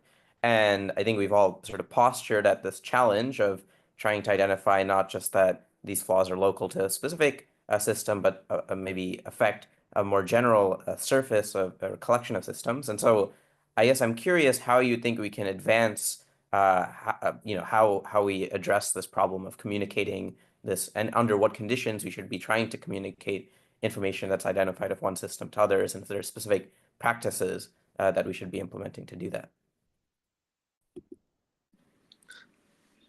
On one hand, I kind of think maybe it's a good thing that the models all have the same flaws. Okay, let me justify this for a second. Suppose this wasn't the case. Suppose each time you trained a new model, it had fundamentally new classes of attacks, and it was very different in style, and you had to reanalyze every system from the ground up. That'd be pretty bad. And so it's annoying that the attacks that work on one system tend to work very, very well on another. But also it means I feel like we're discovering a lot of new attacks now because it's very early. But in the next couple of years, I feel like we'll have discovered at least a large fraction of them, and the rate of this will start go down, and we'll start to get more secure systems because they will all have the same kinds of problems. Okay, so putting that aside for a second. The disclosure process, I agree, is something I don't think any one person should be just arbitrarily picking one. I have done this in the past. It's things were progress has been very fast here. Like even a year and a half ago when we were disclosing some things, there was absolutely no process set up. It was I know this person at this company. I will email them and say, hey, I found this problem in your app. Can you please, email the person who is relevant, and they'll connect me to the relevant person. That was the only way to get anything fixed. Now I think the processes are starting to exist, and this is getting a lot better. And I think this is another one of the things where there's a lot of progress happening behind the scenes, and it is getting a lot better. But I would like to see some of it made a lot more public with, so that everyone else can follow and provide their own advice. I mean, all of that is great. I don't have much to add in terms of the theory of Nicholas, what you just talked about. I would just point to my paper, especially the future work section about the common use enumeration, which is basically the practical way we are trying to solve this issue. Because most foundational models have a common set of uses, and therefore a common set of vulnerabilities or flaws that people face in doing those common uses, if we're able to independently enumerate them and design evals around them, that would go part of the way there. Not fully, obviously, there are one-off flaws, but at least the most systematic ones. I, as someone who tests products and models, a nuance to your question, I think, also includes like-kind technical architecture of different AI models sometimes, and also like different AI enabled capabilities. So think agents. I feel like it's a hot topic. And I do think that there's a little bit of a maturity curve to the point of, hey, a year ago, when reporting was going through individual contacts with like a deep hope that things would be resolved within company, the same model kind of has to apply as we learn about technological application common vulnerabilities. So thinking about how agents as a field can be understood irrelevant to model, and how different actions by technology can open up different fields of vulnerabilities. I think that discussion is going to start beyond just, hey, the models themselves have these vulnerabilities or they act really similarly, but taking the assumption that those models do have so many shared and common behaviors. What can we derive around usage, and how do we tailor testing so that it's way more poignant to the usage of that? I think that's actually going to start being a trend, probably starting in research as we've seen before, but hopefully to increase the discussion of like, hey, my agent is similar to your agent, and we really need to learn how you're testing and have transparency about that. I think it'll help folks when you talk about techniques and methodologies to not just think about the models behaving, but also the application being similar.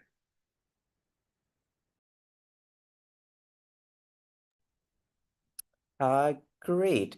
So one of the things that I think also came up in that question, which relates to the question Prem asked, is clearly we see a strong call for standards in this domain and generalist standards around evaluations. What aspects of evaluations should be increasingly standardized, and what aspects should not be standardized, or it would be difficult to build standards, or are there reasons to not standardize aspects of evaluation? I really like this question because I think that although there is like a common need, I think when we say standards, it shouldn't mean uniform standards always, everywhere, all the time. And I think because things are changing really, really quickly, you do have to leave in some amount of flexibility. You may encode a standard today that is just completely irrelevant for agents, say. A lot of us are interacting with chatbot-based AI systems, and those need maybe a certain set of standards that maybe people are coalescing around. But if you look at different labs, different companies, they may have different intended uses, different audiences, different safeguards in place. And so I think an interesting challenge is thinking about, well, how do you know at the company level, maybe, and this is only one slice of this question, which standards are you asking OpenAI to adhere to? And which standards has OpenAI stated that they would adhere to? So you can look at things like our usage policies. The model spec is really interesting that intends to outline which behaviors are allowed or disallowed. And if you have a reference point, at least at the model level, for what the developers say the standard should be, that's not necessarily the only standard. We need regulatory standards and many other types of standards, but that's one interesting place to start, I think, because it starts to kind of think about, well, what evaluations have we released? What safety mechanisms have we said work well? And can you work back from there? Because if you're making the case for something that's entirely out of scope, or OpenAI or any other company says is okay, because of, whatever stated assumptions we have, then it may not be the most productive way to spend time trying to say that like this is a thing that you need to change if it's not agreed upon. However, there are probably paths to making those changes if it is something that necessitates it. And so you need a probably multi-layered approach for where standards are set. Just to very briefly add on to that, one way we have been thinking about this is moving the conversation from standardizing benchmarks, metrics, and eval mechanisms, because those can be frozen in time, like Lama said, and can be debatable. Like, is one fairness metric better than the other? Not really. What we are trying to do at Hugging Face, at least, is standardize a questionnaire, if you will, and leave enough flexibility that. So the question we're trying to ask is, have you done an eval, say, for XYZ that is only in English, or does it apply to other languages? And then we ask the developer to fill the rest of it out by themselves, including the evals that they've done. So that provides the flexibility, but also shines a light on the problem of models being English based only and evals not being done in other languages. So a very brief example, but that's the way we're thinking about it. Open-ended questions that are very specific, but also have flexibility. I really love the push yourself on blind spots approach.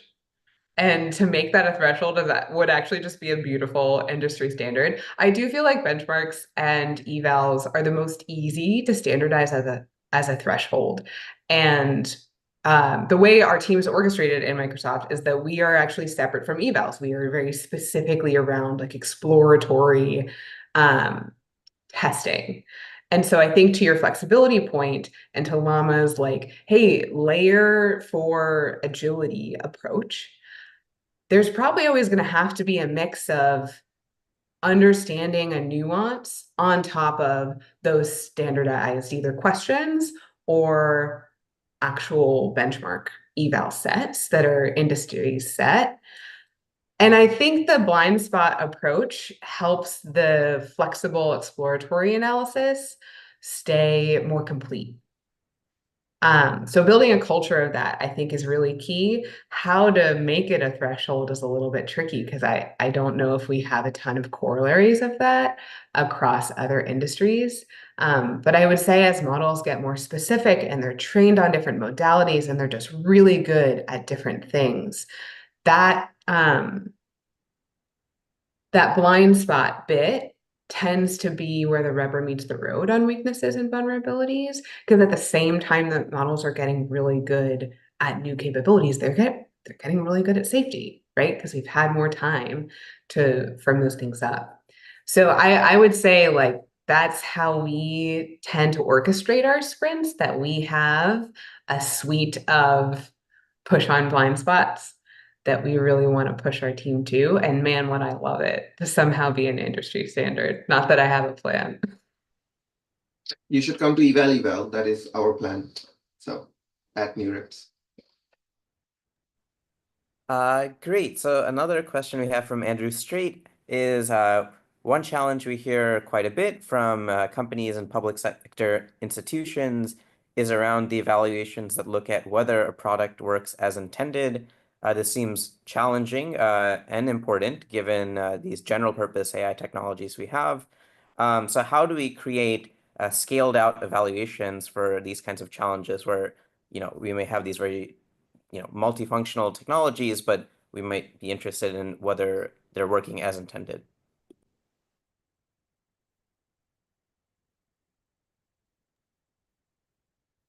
This is maybe a question to a question, and it betrays my bias on our role. But I do think that part of the testing and evaluation like practice is to look beyond the intention of functionality, to truly understand it and test to that, no question. But also to look beyond it and how people will use it, because humanity is really quite creative. And so scoping just to, I think, understand how it was intended to be used is kind of inheriting some of the product development bias. So I just want to note, like from the top, I think it's a great question because it is quite hard to do, to make sure that everything that the product wanted the product to do, it is doing. But I do think evaluation and red teaming's role is to actually get wicked creative on how it could be used in other spaces, because we know someone else is going to be more creative than us. So just pointing it out. Yes, and. Mm-hmm. And like I think intent and scope are separate things in the framework for the same reason. Like you can have a very specific, strong intent, but then the scope in which that intention is applied can become wildly creative, like you said. which is why we have a scope for expanding the scope, like or the what we're calling is dynamic scope expansion. So I think these things need to be dynamic and not frozen in time. So the model card needs to be a living document of flaws other people have found, and not the one-time thing where you release the model and you don't know or don't want to do anything beyond what you evaluated. It's hard though. We like faced scalability issues in that scoped out Olmo model. Now I can only imagine what will happen when you take it to an industrial production level model. And that's something we are thinking about. How best to solve it. It has to be a consortium. It cannot be done by like one person or one team. Great. And then maybe as the final question to all of you, I wanted to ask, because each of you talked about how things might evolve in the future, if maybe you could describe some sort of concrete indicator that you'd like to see in maybe the next 2 years that would indicate that we've made clear and significant progress on improving the state of third-party evaluation. Like what do we need to do, and like how will we know we have done it in, say, 2 years? To see that things are significantly better than they are today. Okay, I'll pick something from the side of someone who reports bugs. I would like there to be a process that everyone agrees on, that is like a workflow that I can follow. It's some kind of flowchart that says, you have found a bug like this. Here is who you report it to. Here is how long you are going to wait. Here is how long they have to respond to you about these kinds of things. Here is who else you should report it to, depending on the class of vulnerability. Here is when it is okay to disclose to the public. Just like, I feel like a lot of this we have in our minds, and the problem is that everyone has a very different thing in their mind. And sometimes this is okay. There are exceptions, but a lot of things are the same. And I would like there to be a well-understood process about, like, as well as understood in the computer security community, in the machine learning community here, of what do you do when you find something that is potentially a problem in some system that is going to actually impact real people, so that we don't end up causing harm by disclosing these kinds of attacks. And if that existed, even if we didn't have anything else, I would be much happier that we're closer to being in the place where we can actually discover and disclose these things and keep everyone safe.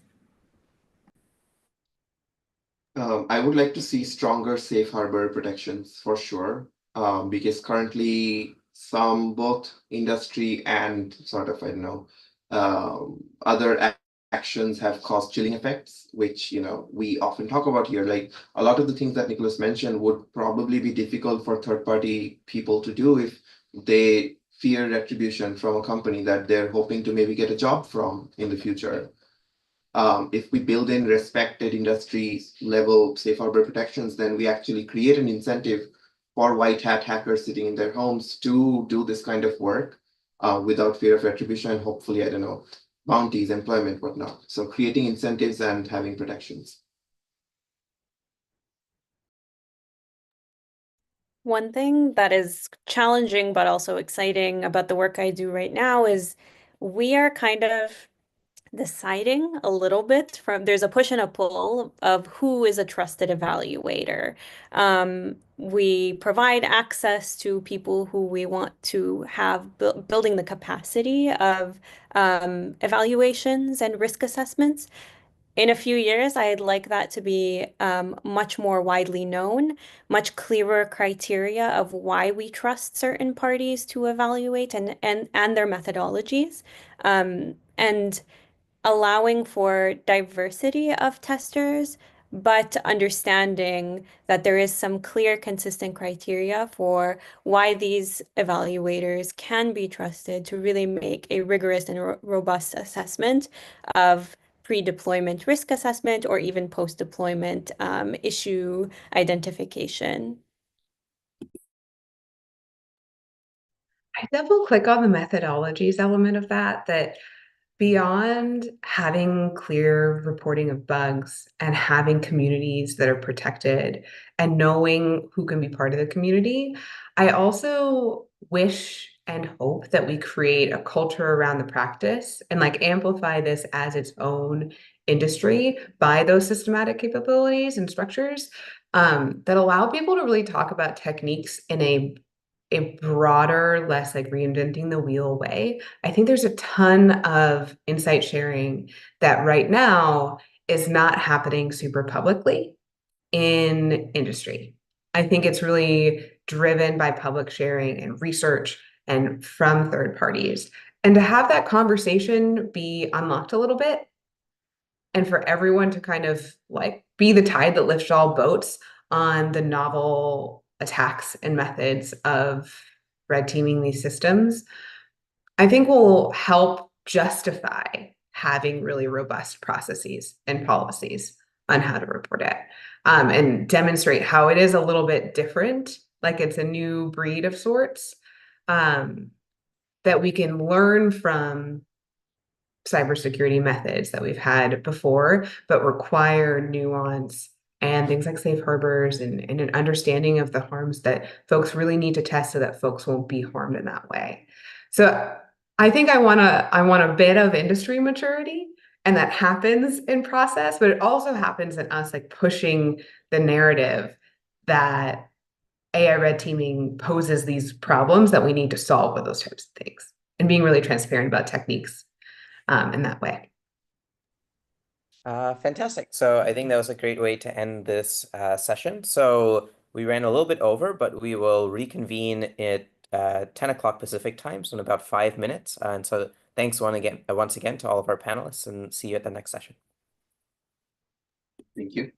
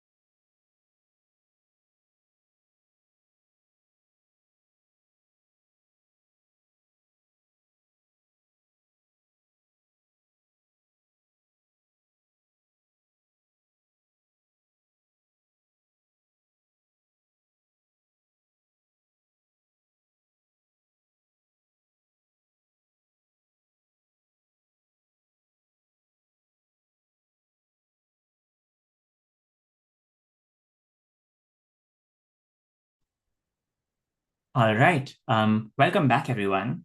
We're excited to have over 100 people still with us on Zoom as well as YouTube.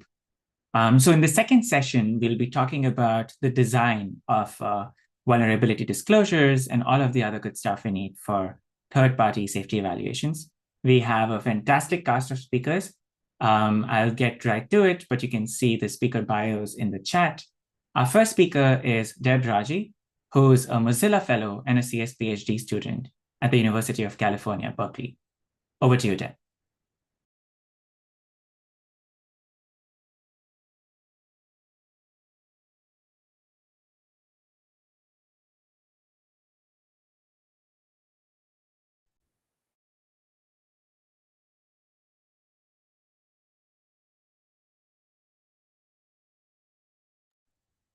Oh, hello. That's Okay. perfect. Okay, perfect. Sorry about that. Hi, I'm Deb Raji. I led a project at Mozilla sort of focused on AI audit tooling as a Mozilla fellow for a couple of years. And I'm also doing research at UC Berkeley. I've also participated in quite a few audits with the ethical AI team at Google and also with the Algorithmic Justice League and other civil society groups. And so today I want to talk a little bit about just some of that the tension or the difficulties in terms of bridging implementation gaps in policy and practice when it comes to AI auditing. So, I initially had a slide sort of showing the legal landscape and all the enthusiasm for AI auditing, but that would just be so repetitive of so many of the speakers that have just explained the degree to which this is being relied on as a potentially transformative a mechanism for accountability in the AI space. And as so many of the speakers have already said as well, the execution of AI audits is still sort of unbelievably difficult. And so, how are we actually going to, get to a point both on the policy end and in the practice end where we are able to actually follow through in terms of conducting meaningful audits for accountability? So today I just want to make 3 points, and I'm going to start with this one, which is that AI auditors in particular face very specific technical and legal political barriers when it comes to being able to complete meaningful audits. So, for one, just to kind of recap so that we're all on the same page in terms of vocabulary, in other industries, in Ruman's keynote, she mentioned, healthcare and finance. But across industries, there's this language of first party, second party, and third party audits. And what that refers to is sort of the degree of independence typically from the audit target.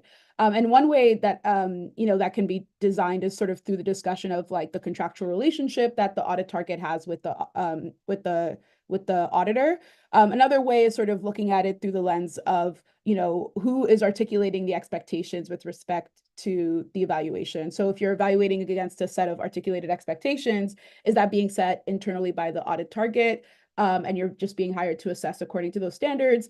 Is that a proprietary set of expectations and standards that you come to the system, to the audit with? Or is that a sort of externally recognized standard? And so third-party auditors traditionally are these sort of independent bodies that operate according to these recognized standards, maybe a government standard, for example, or ISO, IEEE standard. And me and some colleagues have started talking about this or simplifying this in the AI space where it actually, because we don't have a mature audit ecosystem and we don't have these sort of external standards, it might just be simpler to just define the auditor, not necessarily in that sort of traditional first, second, third party dichotomy, but through this lens of internal versus external auditors. So if you hear me throughout this presentation, I'll be talking about internal auditors as any auditor that's sort of operating on behalf of the organization and, focusing on compliance and quality control. It could be a third party, it could be like a consultant, it could be an internal team, but anyone that has that contractual relationship with the auditor, with the audit target. And then external is any auditor that does not have that contractual relationship. So this involves, regulators, journalists, anyone sort of focused on, identifying and protecting the interests of represented groups. They're not operating on behalf of the audit target for compliance and quality control. And so simplifying internal and external oversight in this way allows us to have maybe a much more realistic conversation when it comes to AI auditing in particular. And then also a reminder for those that might be less familiar, I'm coming from academia, so I like to remind folks that, academics can be internal auditors. There's a team at Northeastern that, collaborated with Pymetrics in order to audit their technology. They signed a contract in order to do that. They operated, to assess or, compliance requirements that Pymetrics felt beholden to.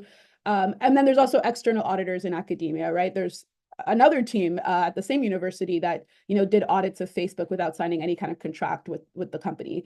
But outside of academia as well, journalists, law firms, consulting groups, civil society, government, there's a wide range of stakeholders that identify as AI auditors or participate in this AI auditing process. And one of the early projects I did in this space was a project called Who Audits the Auditors, where we actually surveyed a bunch of these auditors, over 100 of them, and we identified that a bunch of them were facing very specific technical barriers. So as an example, they were facing a lot of uncertainty in terms of standards and frameworks to operate through. A lot of people were dealing with issues with access to quality data to conduct their evaluations.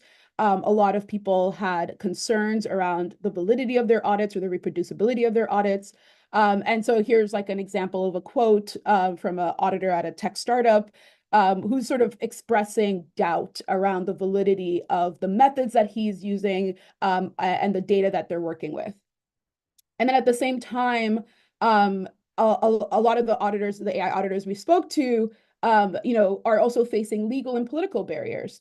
A lot of them are, facing or dealing with retaliation. So once they conduct audits, the companies will come after them legally, leveraging privacy and anti-hacking laws to retaliate. A lot of them are dealing with issues in terms of standardizing auditor conduct or certification. So, different degrees in terms of the quality of the audits done and sort of unregulated, operating in this unregulated sort of Wild West market. And then, translation of audit results to accountability actions. Just because you, declare an outcome or a result or an audit result and produce an audit report doesn't mean the company has to even acknowledge that or pay attention to you. And that's a huge challenge that a lot of auditors face, is translating their audit results to some kind of broader process of accountability that the companies have to respond to. And so here's a quote from a civil society auditor that talks about just, the amount of legal risk and difficulties that you have to deal with when you do this type of work.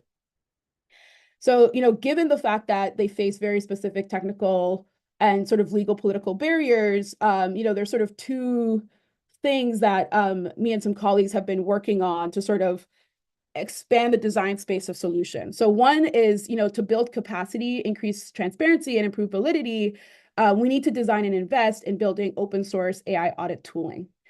So this was really the focus of the work that I did at Mozilla. We were asking this question of, what are the tools and resources that AI auditors need in order to be successful at accomplishing their goals?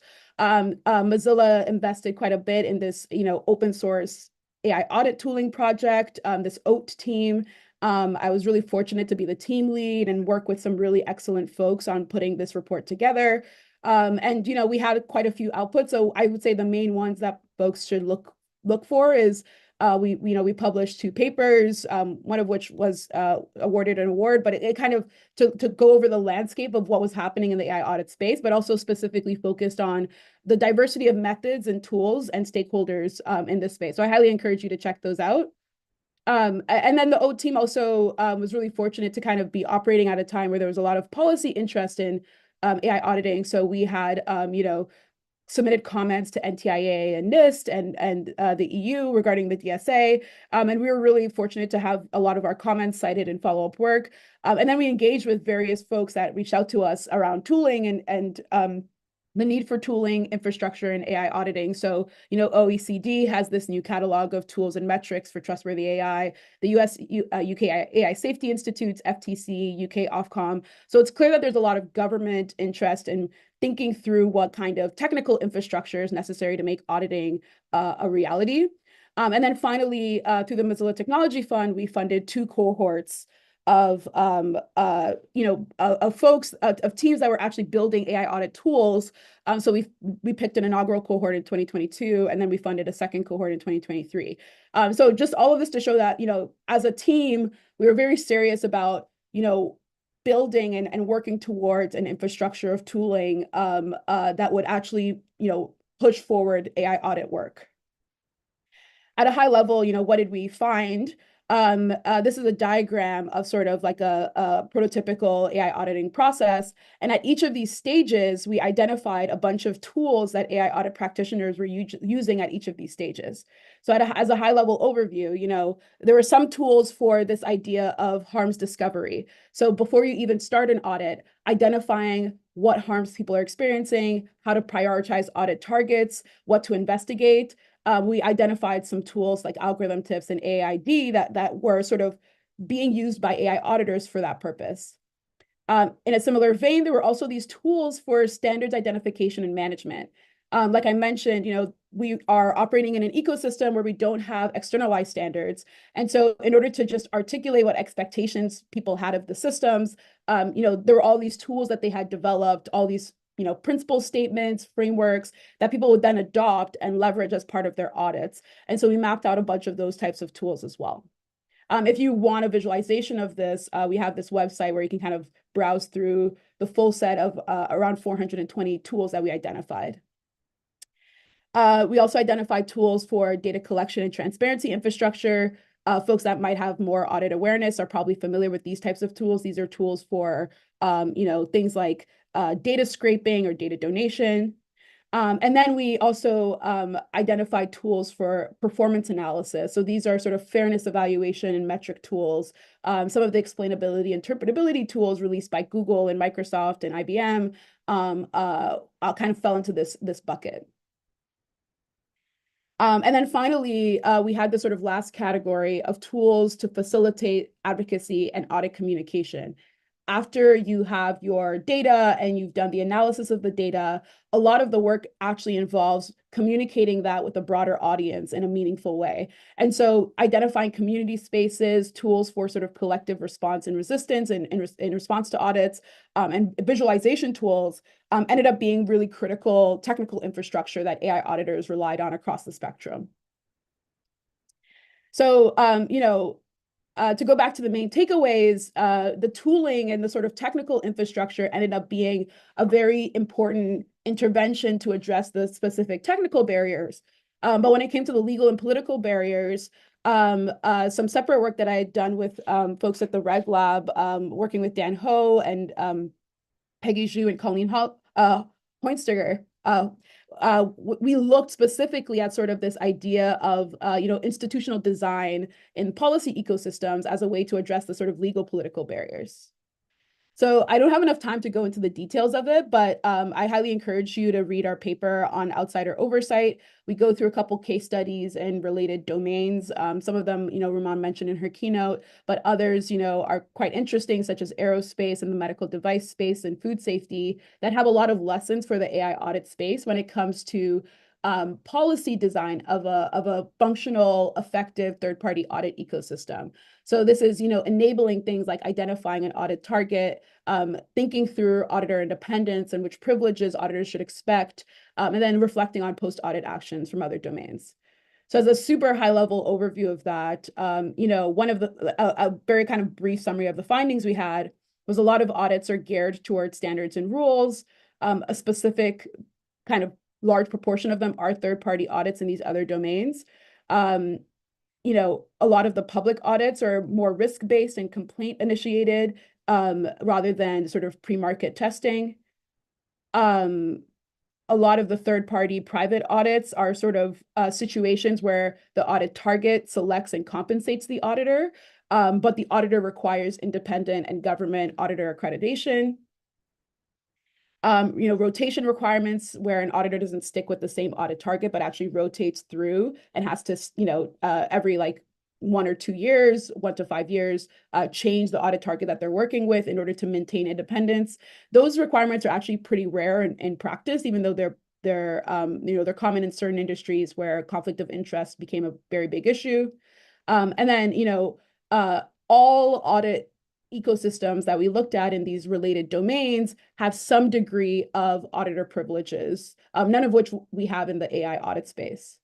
And then finally, in terms of post-audit actions, a lot of these audit regimes would have very specific mandates around, how to provide recommended actions and how the audit target would have to respond to those recommended actions. So again, this is something that we can definitely learn from the AI audit space. So if you want more details on just specifically the kind of policy design recommendations we had, I'd highly recommend that you check out this paper.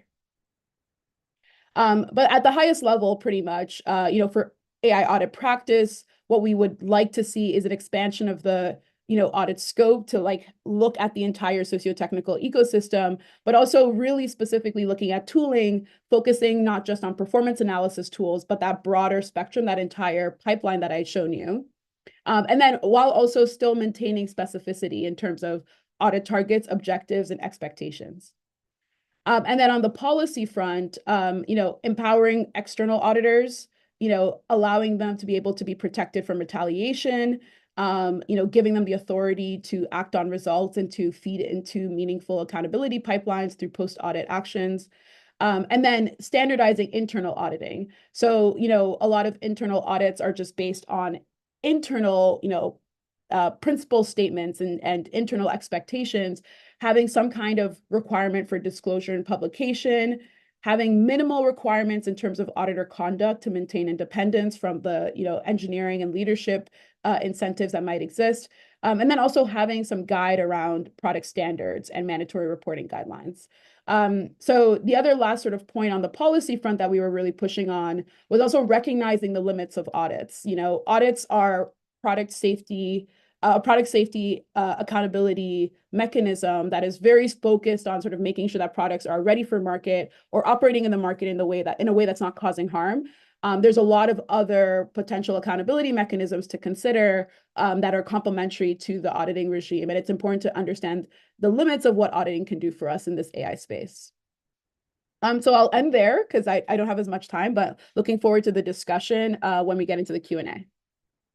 Fantastic. Thank you so much, Deb.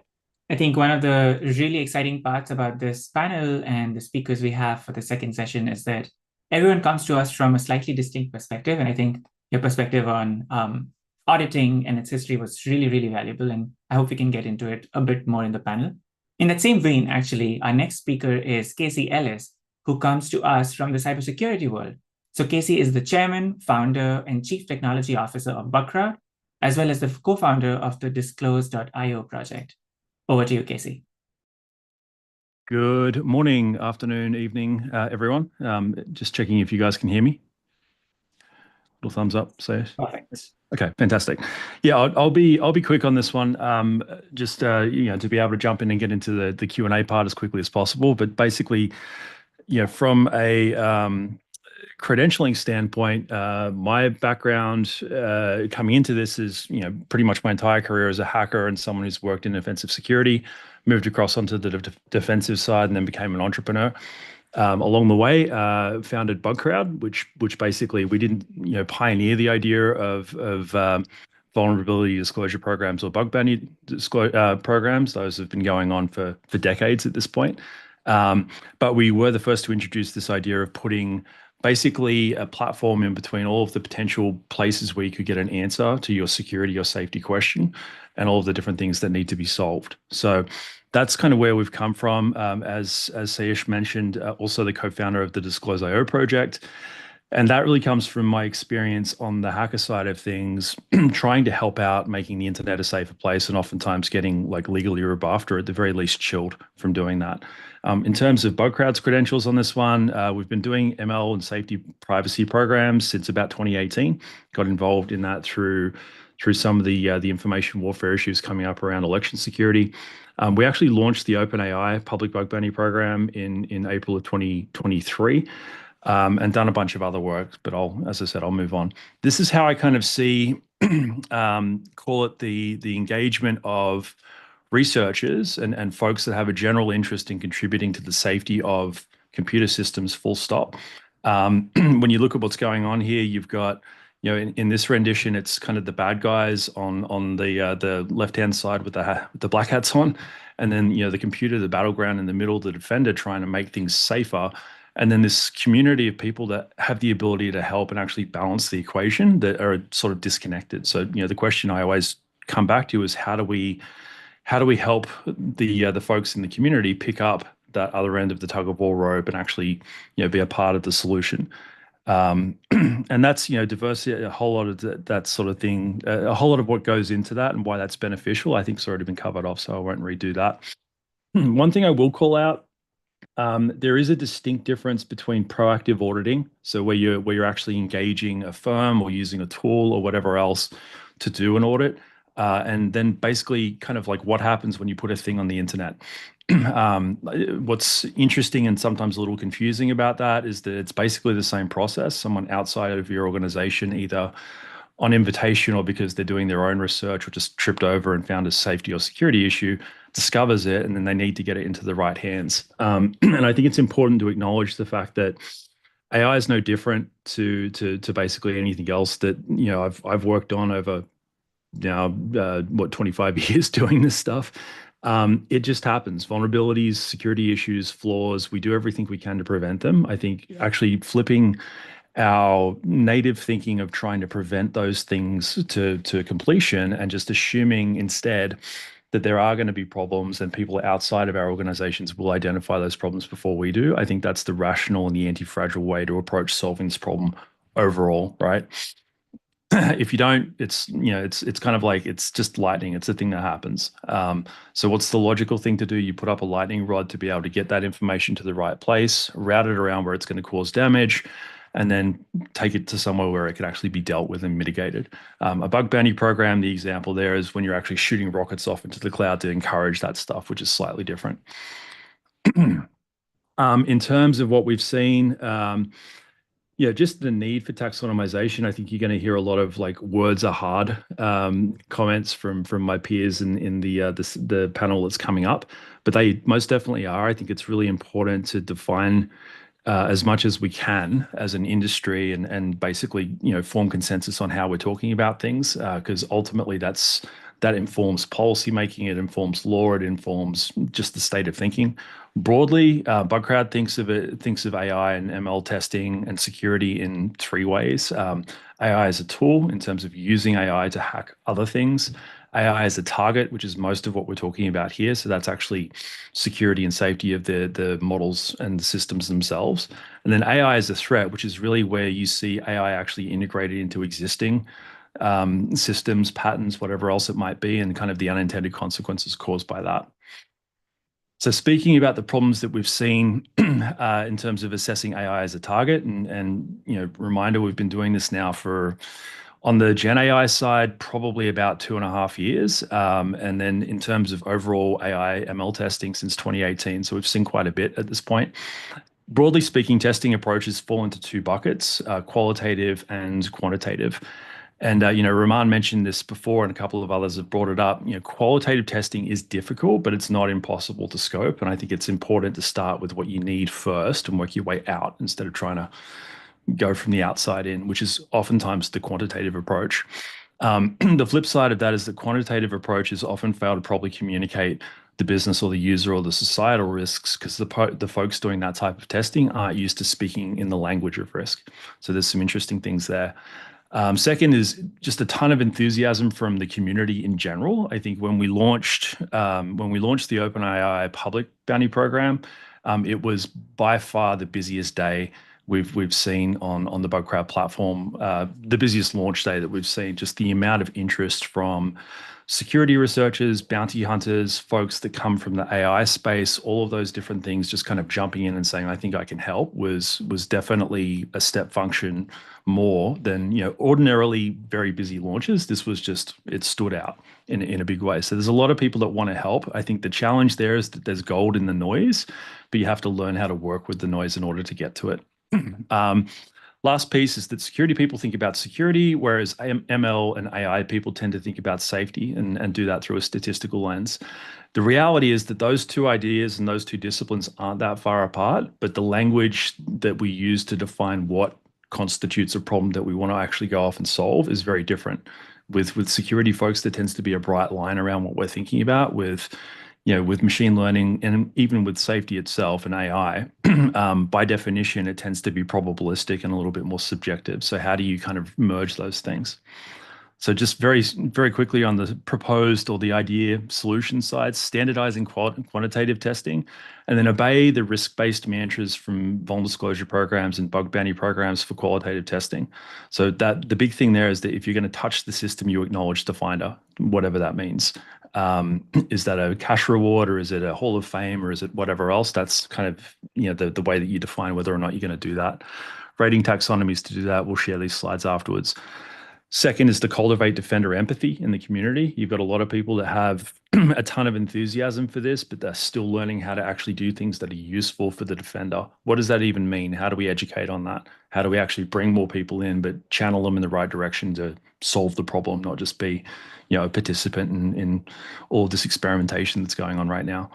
And the last is standardize and promote the adoption of vulnerability disclosure programs, full stop. With safe harbor for good faith security research. And I think, you've heard it a bunch of times and you'll hear it more. That's hard to do. I think part of it is standardization and making it easy to actually onboard those types of things. But the other is to actually promote the organizations that do it well. So there's a couple of links here. Obviously Bugcrowd helps with that from a commercial standpoint. There's also free tools, including the policymaker made by Disclose.io, that allows you to actually just copy paste language like that to get things started, or at least start a conversation with your legal teams. So with that, I will hand off to my other panelists. Cheers. Fantastic. Thank you so much. Our next speaker is Jonathan Spring. So Jonathan Spring is the Acting Deputy Chief AI Officer in the Cybersecurity and Infrastructure Security Agency, or CISA. Over to you, Jonathan.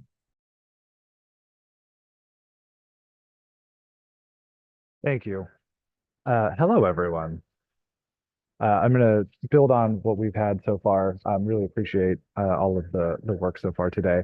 I'm going to take the design label for this session and lean into it as much as possible, because obviously that is closely related to our Secure by Design initiative here at CISA, which we view as closely related to all of the artificial intelligence work as well. So just for some little level setting, back last year, almost exactly a year ago now, a little bit over, CISA, along with 17 international partner government agencies, released our sort of big Secure by Design document, which you can see there. So there are three main principles for Secure by Design. The first one is that companies take ownership of the security outcomes of their customers. Second one is radical transparency to enable that. And the third one is leadership buy-in to get us to everyone taking it. So the organization actually is organized so that will be able to actually happen and we're not fighting against it. So AI is software. So of course, AI systems should also be secure by design. Third-party evaluation is one of the ways that you will validate that.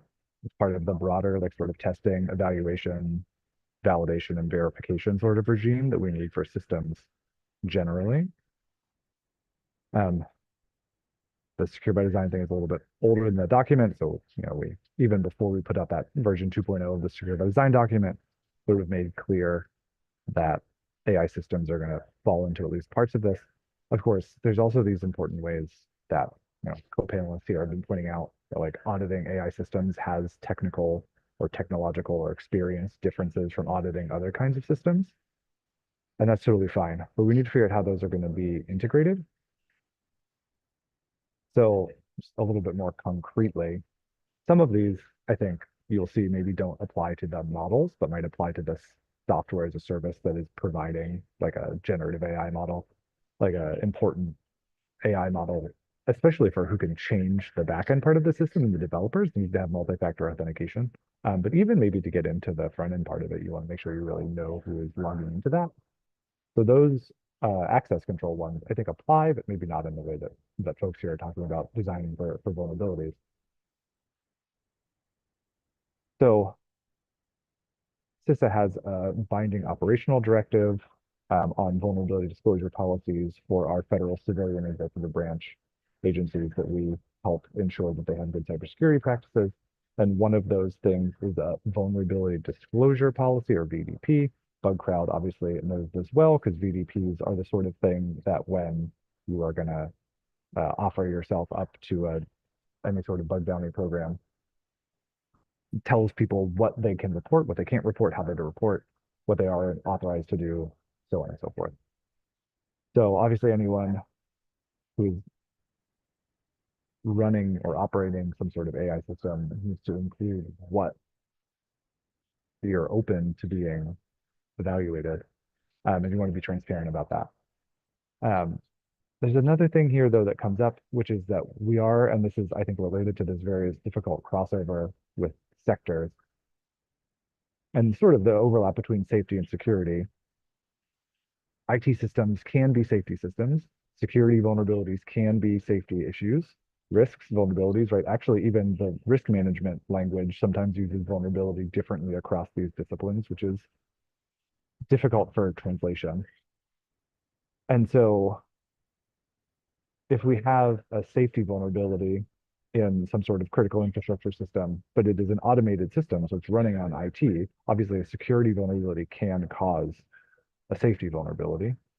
We've seen that with the director's reports to Congress on Chinese intrusions into water wastewater systems. So these things are interrelated. They do have to be able to talk, but of course, some of the issues that are surfaced through testing and evaluation of AI systems that you want reported and fixed may not be cybersecurity vulnerabilities, so they may not fall under the cybersecurity vulnerability disclosure policy that organizations currently have. So maybe that means there needs to be some sort of safety disclosure policy, but a lot of organizations already have that. If there's an occupational safety hazard, there's already a reporting channel for those safety violations. So we need to be careful, I think, about where it's a cybersecurity vulnerability fitting into that regime, where it's like an occupational safety hazard vulnerability fitting into that regime, and figuring out what gaps remain when we fit into those regimes. Specifically for secure development employment, and I am pretty consistent about this. You're going to receive vulnerability reports and fix them. You need to design your entire system to be able to receive those reports and issue fixes. So being able to manage vulnerabilities is a design time problem. Being able to manage incidents is a design time problem, because if you can't stop what the system is doing well enough to triage an incident and back that up or whatever, you haven't designed for it. Or even in the very basic, and I know this is not directly an AI example, but in the basic ransomware sense, one of the best ways to mitigate that incident is to have backups that were offline, right? You need to design a system to do the backups properly and be able to restore them easily for that to be useful, even though it is something that happens in the incident response process.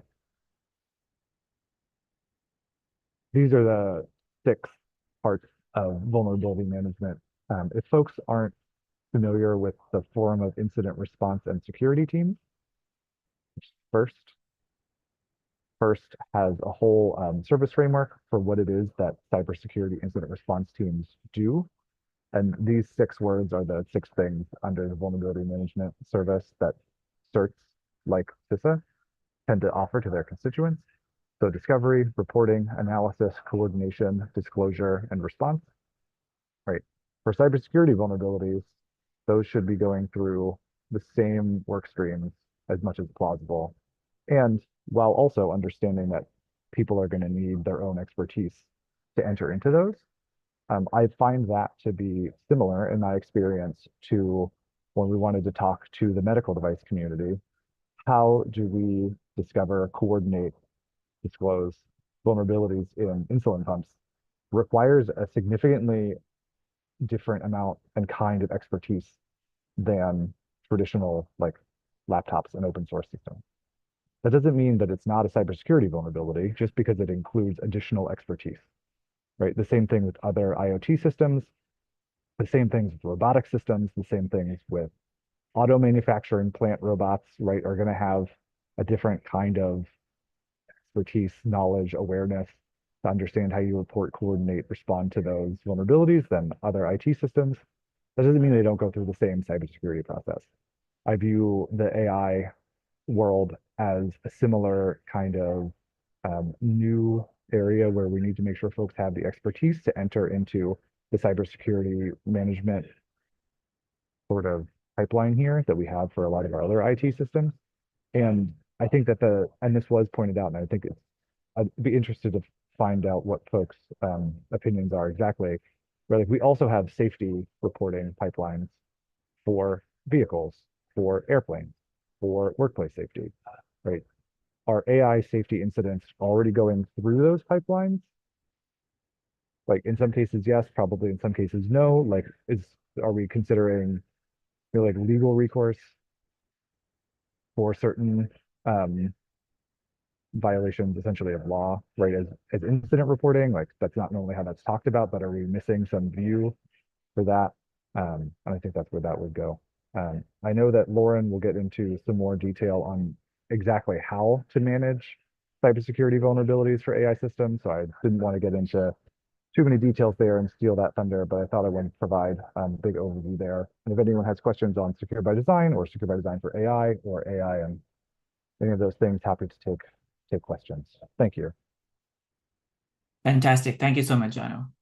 Our next and final speaker for this session is Lauren McIlvenny, who is the Technical Director of the CERT Division Threat Analysis Directorate within the the CMU Software Engineering Institute, and the Director of the AI Security Incident Response Team. Over to you, Lauren. Oh, thank you, everyone. Glad to be here. So Lauren McIlvenny, you already did a pretty good introduction, I guess, for a little bit of background. I actually came up as an AI developer and have gotten into the cybersecurity space within the last couple of years. So really trying to bring those two together. Most of the talk is going to center around leading the AI security incident response team. One of the things we do is put out a lot of lessons learned, best practices, and also coordinate a lot of AI vulnerabilities. So we're going to talk about some of the lessons learned that we've uncovered, trying to apply the coordinated vulnerability disclosure or CVD process to vulnerabilities that have been reported in AI ML systems. So a little background, if you're not familiar with coordinated vulnerability disclosure, one of the really cool things about my job, I said getting into cybersecurity just a couple years ago, is I get to stand on the shoulder of giants. There are some of my team members who have been coordinating the disclosure and response of software vulnerabilities, albeit in information systems, since 1988. So they've literally written the manual on these things. And it's really a process, CVD, that starts with discovery of a vulnerability, like Jono just mentioned, all the way through the reporting, validation, prioritization, fix, mitigation, deployments. But the goal is to keep those who want to use those vulnerabilities for nefarious purposes from not discovering it for as long as possible, to give those whose job it is to come up with a fix time to actually do that and implement it so it can't be exploited. CVD, when you kind of start it, usually starts with someone getting really excited, like, I found a vulnerability. What do I do with this knowledge? So that's usually like where we end up finding people, to starting to ask like who needs to know what and when. And the process really continues for CVD until you don't have anything else to do, right? The answer is nothing and nobody to those two questions. So taking that process that's been around since 1988 and adapting it to AI ML systems has actually been more straightforward than I thought. We'll talk about some of the differences and where it's stressing it, but we're really trying to just adapt it. We went through, John mentioned, first services framework for how to do vulnerability management, incident response, and about 80% of it fit without needing to do anything else. Now, there were certainly areas where it didn't, that we'll talk about, like replicating these vulnerabilities, trying to localize them, and so on. One of the other things that was unique about it is that when people talk to us about AI vulnerabilities, a lot of times they're just talking about that trained model.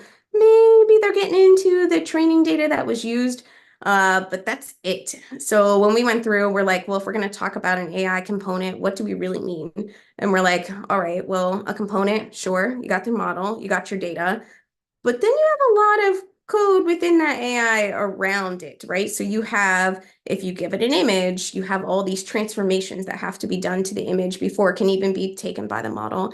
Similarly, you have a lot of transformations in code on the back end. So before it gets to a user output that they can understand. So all of that in green, I kind of call the AI component, but the component's generally in a much bigger system.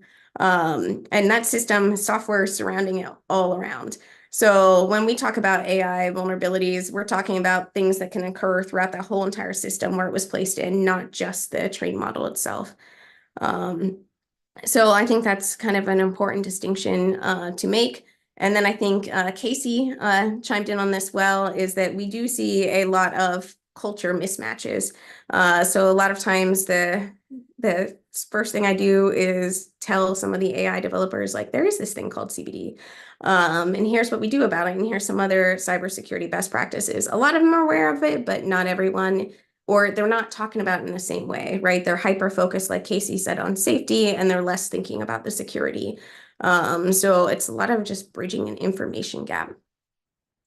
So some key takeaways from the paper. Jono did steal my thunder here, although I think most folks on the call would agree that AI is software, right? It's code running on some type of usually super fancy hardware that's expensive, that's backordered, that takes a while to get, that's often plugged into a network. But if we think of it as software, a lot of these other things begin getting alleviated. And then we think about, we're adding onto the stack that's already out there in terms of software, right? So AI isn't a standalone thing, but when it's getting deployed, like I said, oftentimes it's in a system, and we're not getting rid of all those previous cybersecurity concerns of the regular other code. We're just adding to it. So making sure that we continue to think about that. When we add to the code with our AI systems or components, software engineering matters. I would have to say, if secure development process practices were followed, about half of those vulnerabilities that I've seen in AI systems would be gone. A lot of them that we're seeing rear its head. If you look in the news, you see things like deserialization issues. Those have been fixed for the most part in software systems for a long time. Why are we allowing the bad practices in the AI side? And then once we do have something that happens, though, how do we coordinate and disclose? Because we hear CBD and we think coordination on our side to us when we talk about coordinated vulnerability disclosure. Coordination is like the number one important term. Because if we have a problem, we want to coordinate with everyone around so it can get fixed. The second part of that, that's the most important, is disclosure, right? Once it's fixed, then we want to tell people about it. So if you're running this certain type of software, that you know to go take the update, or you understand where it might go wrong in the future, or what to look for. The least important word, and I cannot stress this enough, is vulnerability. So we just want to fix known problems before they become incidents and become someone's worst day. So we want to do that over arguing about definitions and words, because we do really believe a problem worth fixing is still a problem worth fixing, whether or not we decide that vulnerability word is important or not. So those are some of the key takeaways in the paper. Some of the other things that we see, because we're defining AI as software, is also that AI vulnerabilities are cyber vulnerabilities. Like I said, they're occurring throughout the whole entire system. We see it everywhere, from the hardware it's running on, in some of the GPUs, all the way up to how you're interacting with it, whether it's through an API or other measures. We really believe that cybersecurity processes are mature and should continue to evolve to support AI. I'm not saying cybersecurity got it right? But at least they've had 30 years to think and iterate on it. So as much as we can borrow and steal to give ourselves the legs up, we really try to do that here. I said they are different. We talked about replicating issues, especially in generative AI, can be super tough. It can be tough to localize them, to fill things out like a CVE. And then a lot of the tools to identify vulnerabilities just aren't there yet. But some of the things we really recommend are like secure development training. When you start off a new project where you're going to incorporate AI, making sure you're talking to the cyber folks so they know about it and they know how to monitor for it. And that's a lot of what we've seen so far. I will say Way ahead is just recognizing like how to adapt those cybersecurity principles to fit. That's where we spend a lot of our time actually, and how we do that is by getting lots of vulnerabilities reported or out in the open, so we can kind of test the bounds of what works and what doesn't. And so along those lines, if you ever want help coordinating a vulnerability, we're also just here, and we love to talk about it. So in order to get to the questions and answers, I think I will end there if I can find my stop share. All right, fantastic. Thank you so much. And maybe we'll begin with the panel next. So if I could request all the speakers to sort of jump back on. Okay, fantastic. I think we have everyone now. All right, so we have a few questions from the audience. I hope people sort of keep sharing questions as we move through. But for now, I'll start with a question of my own, which is sort of to Deb, but I think actually to the whole panel as well, given that all of the panelists are from slightly different backgrounds compared to mainstream AI. So Deb, in particular, your audits gave us a great overview of, your audit studies gave us a great overview of what the state of the art is for technologies that might not be considered general purpose AI. So for example, these are tools that are used for specific purposes or specific ends. How does that translate to systems that can be used for a variety of like downstream applications? So when it's not even clear what the specific purpose of a system is, what are the best practices that do and don't translate? Yeah, so to also like just explain more, I think I know the question you're asking, which is like a lot of early AI audit policy was like through things like the Digital Services Act, which was initially adopted in like 2019. And so it was very focused, even if you look at like the EU AI Act and early versions of that, it's very focused on like online platforms. So like algorithms and AI deployments on online platforms and being able to collect data and audit the performance of those systems. And then that's shifted towards more, like you were sort of saying, specialized AI products or products that have a very clear purpose that you're just sort of assessing the product safety and saying, does this model do what it has been designed or trained to do? Now that we're entering this world of like generative AI systems, specifically large language models, where we don't actually have like a fixed taxonomy of use cases, like how are we going to evaluate it in that sense? So I think one of the things is that the tooling has definitely evolved and like at Mozilla, we like definitely track that really closely. And in the second cohort in particular, so like I mentioned, we funded 2 cohorts of like teams building different AI audit tools. And the second cohort in particular, we actually accepted a couple groups that were focused on AI audit tooling for large language models. And the way that they had, and different groups have different ways of approaching it, but I think the ways that different groups approached it was really fascinating. So one was allowing for more of like a participatory evaluation process where, they would have these usage logs. So pretty much like tracking for like a relevant cohort of users, sort of how their interactions are with the model, and then attempting to like post hoc analyze that in order to figure out like, for, 500 or 10,000 users, if they interact with the model, how often do those users kind of get what they need from the model, or how often are they exposed to certain risks? So I think there's people that have that kind of approach to it. And then I think there's other people that are sort of attempting to use the same tools for these large language models for use cases that we are aware of. So for example, there's like very specific use cases in healthcare and in the legal space where we know, people are using large language models for certain sort of like search-based QA questions in like healthcare and legal to support like, decisions that are being made and just provide like contextual information. And so people will develop benchmarks specifically for that purpose, knowing of a kind of common use case or common product integration that they can actively test for.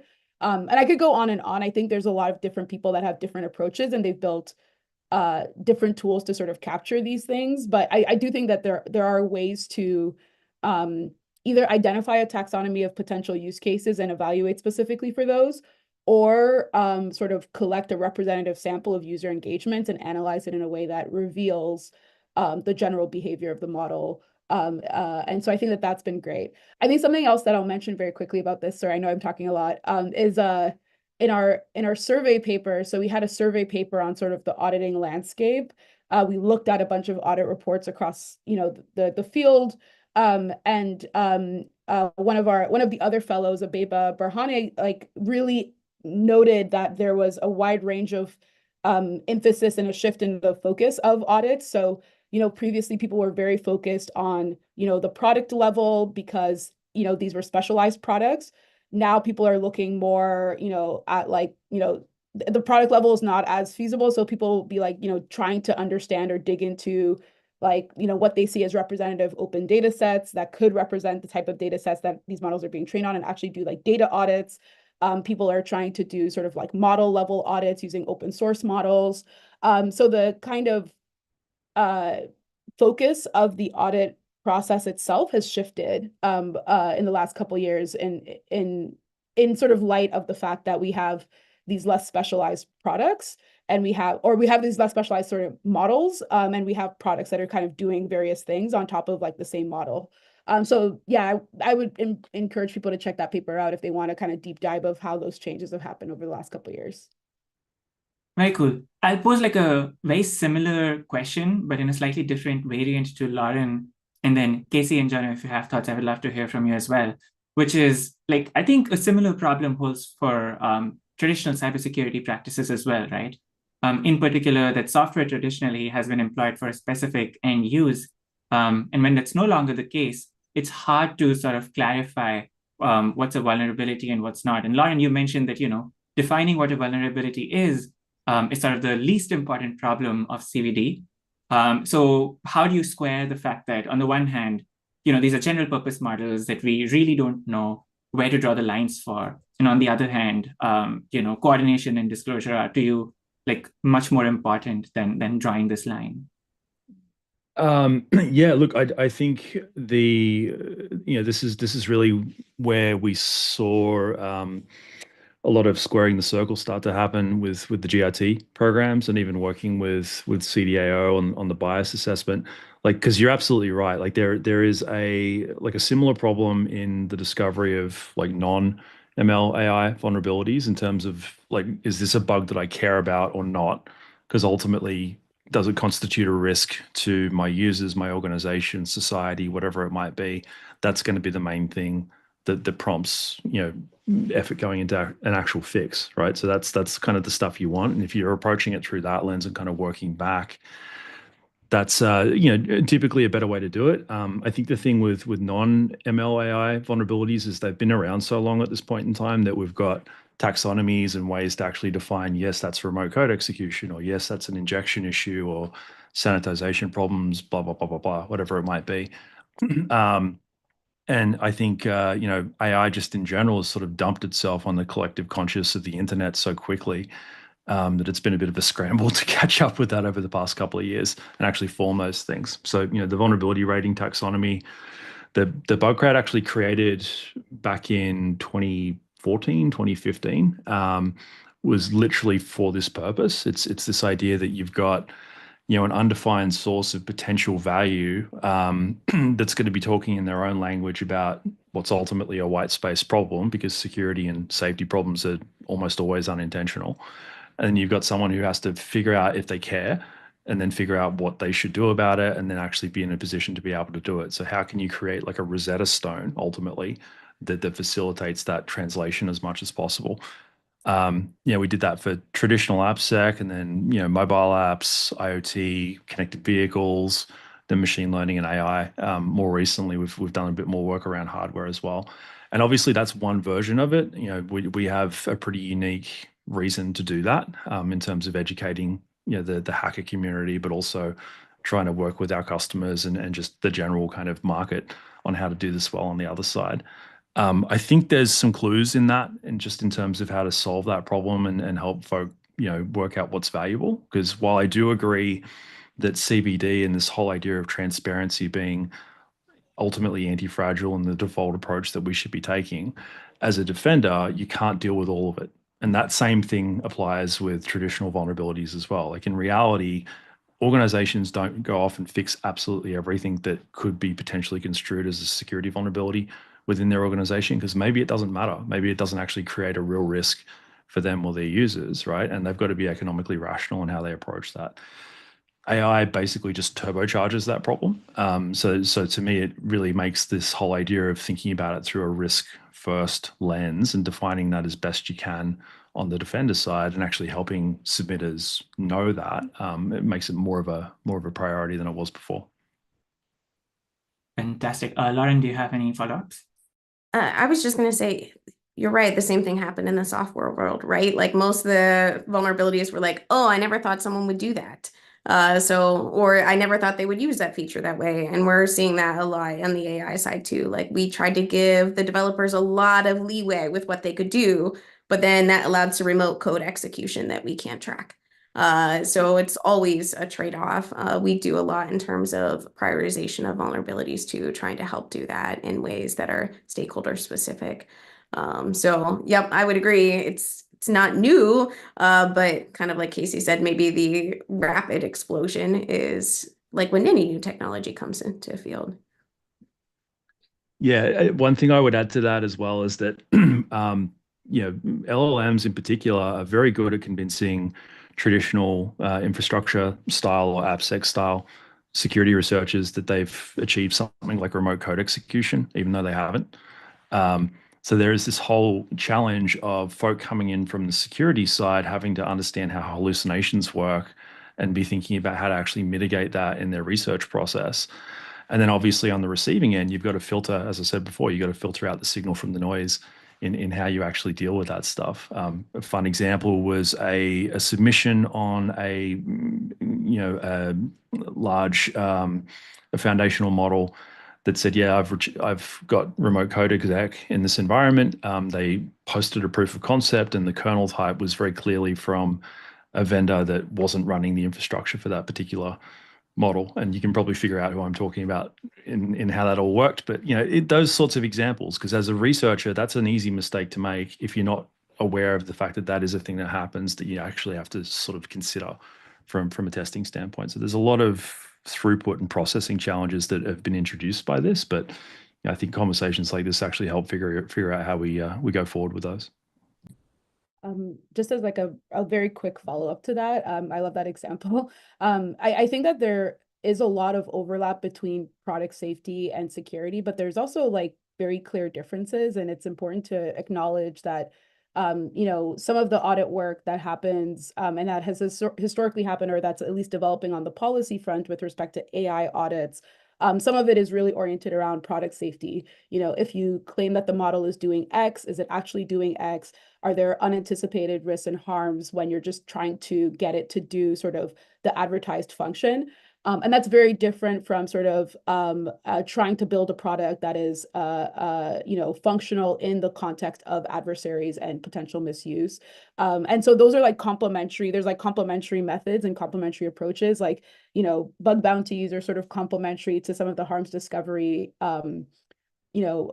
projects that I mentioned on like incident reporting and things like that. Like these are complementary approaches, but it's also important to figure out moments in which we're talking about product safety and moments in which we're talking about security, and moments in which the product safety failures like hallucinations make it difficult for us to actually do like stable, adequate testing in the way that we would expect for like software for these like LLMs that are kind of inherently unreliable and stochastic in their responses in a way that software isn't. I think the last point I was going to make too was I think, Lauren, in your presentation, you had something in there about like AI as software. One of the big distinctive factors between, most AI products and software is, data.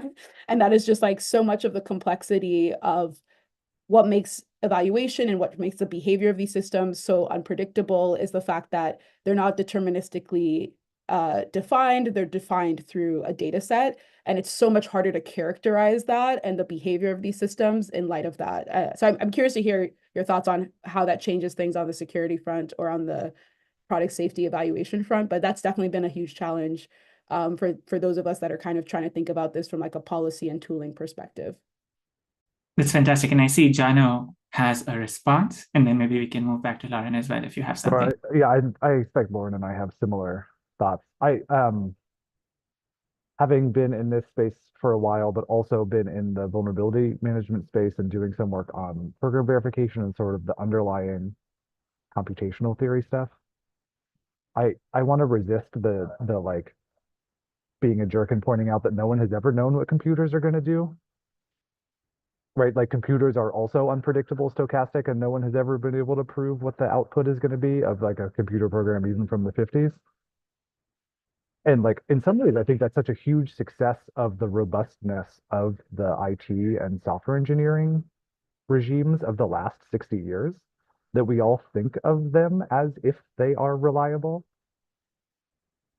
But like configuration files are inputs to computer programs that make them stochastic and unreliable.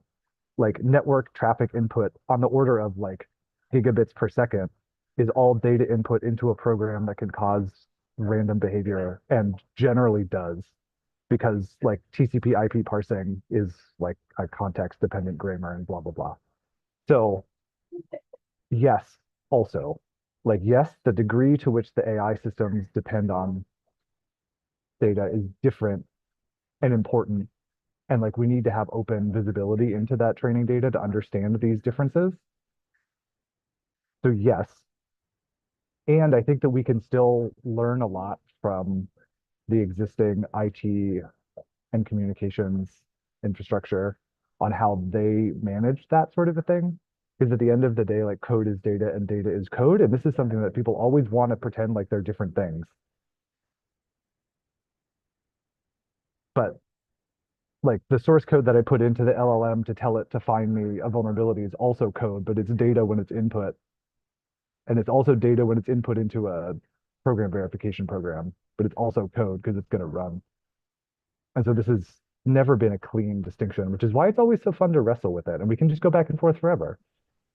That's a very interesting point. I want to push you on this a little bit though, to the point to basically ask, like, I mean, Nicholas Carlini gave a talk in the first panel today, and one of his most compelling points to me is that we've been trying to solve adversarial machine learning for the past 10 years. It's not a point he made today, but it's a point he's made in the past. And we've made very little progress, if any. And so to some extent, the fact that we have been able to develop robust computer systems says that we might have been dealing with an easier problem, let's say, compared to adversarial attacks on machine learning or hallucinations and so on. So at what point does this system, or does this like difference in sort of quantity, as you put it, become a difference in kind? I mean, I think it was just before I joined CISA, but I published a paper highlighting that there are infinitely many remaining vulnerabilities in all software. So it like, Yeah. the adversarial machine learning space has certainly proven very hard. CISA also has a big initiative to remind people that they probably shouldn't have buffer overflows anymore, considering that there are programming languages that systematically prevent those. But still, the most common way that people got into computer systems in an unauthorized way was buffer overflows last year, as it was in 2001. Go ahead.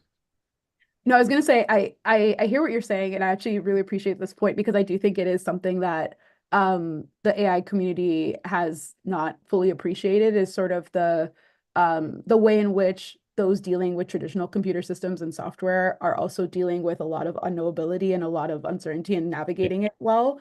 I think one of the challenges, at least from like a policy perspective, is that you have these products that make certain performance claims or make certain advertising claims, and people use these products under the assumption that there's some kind of assessment behavior that's occurred that kind of is informative of what they should expect when they put in a certain prompt.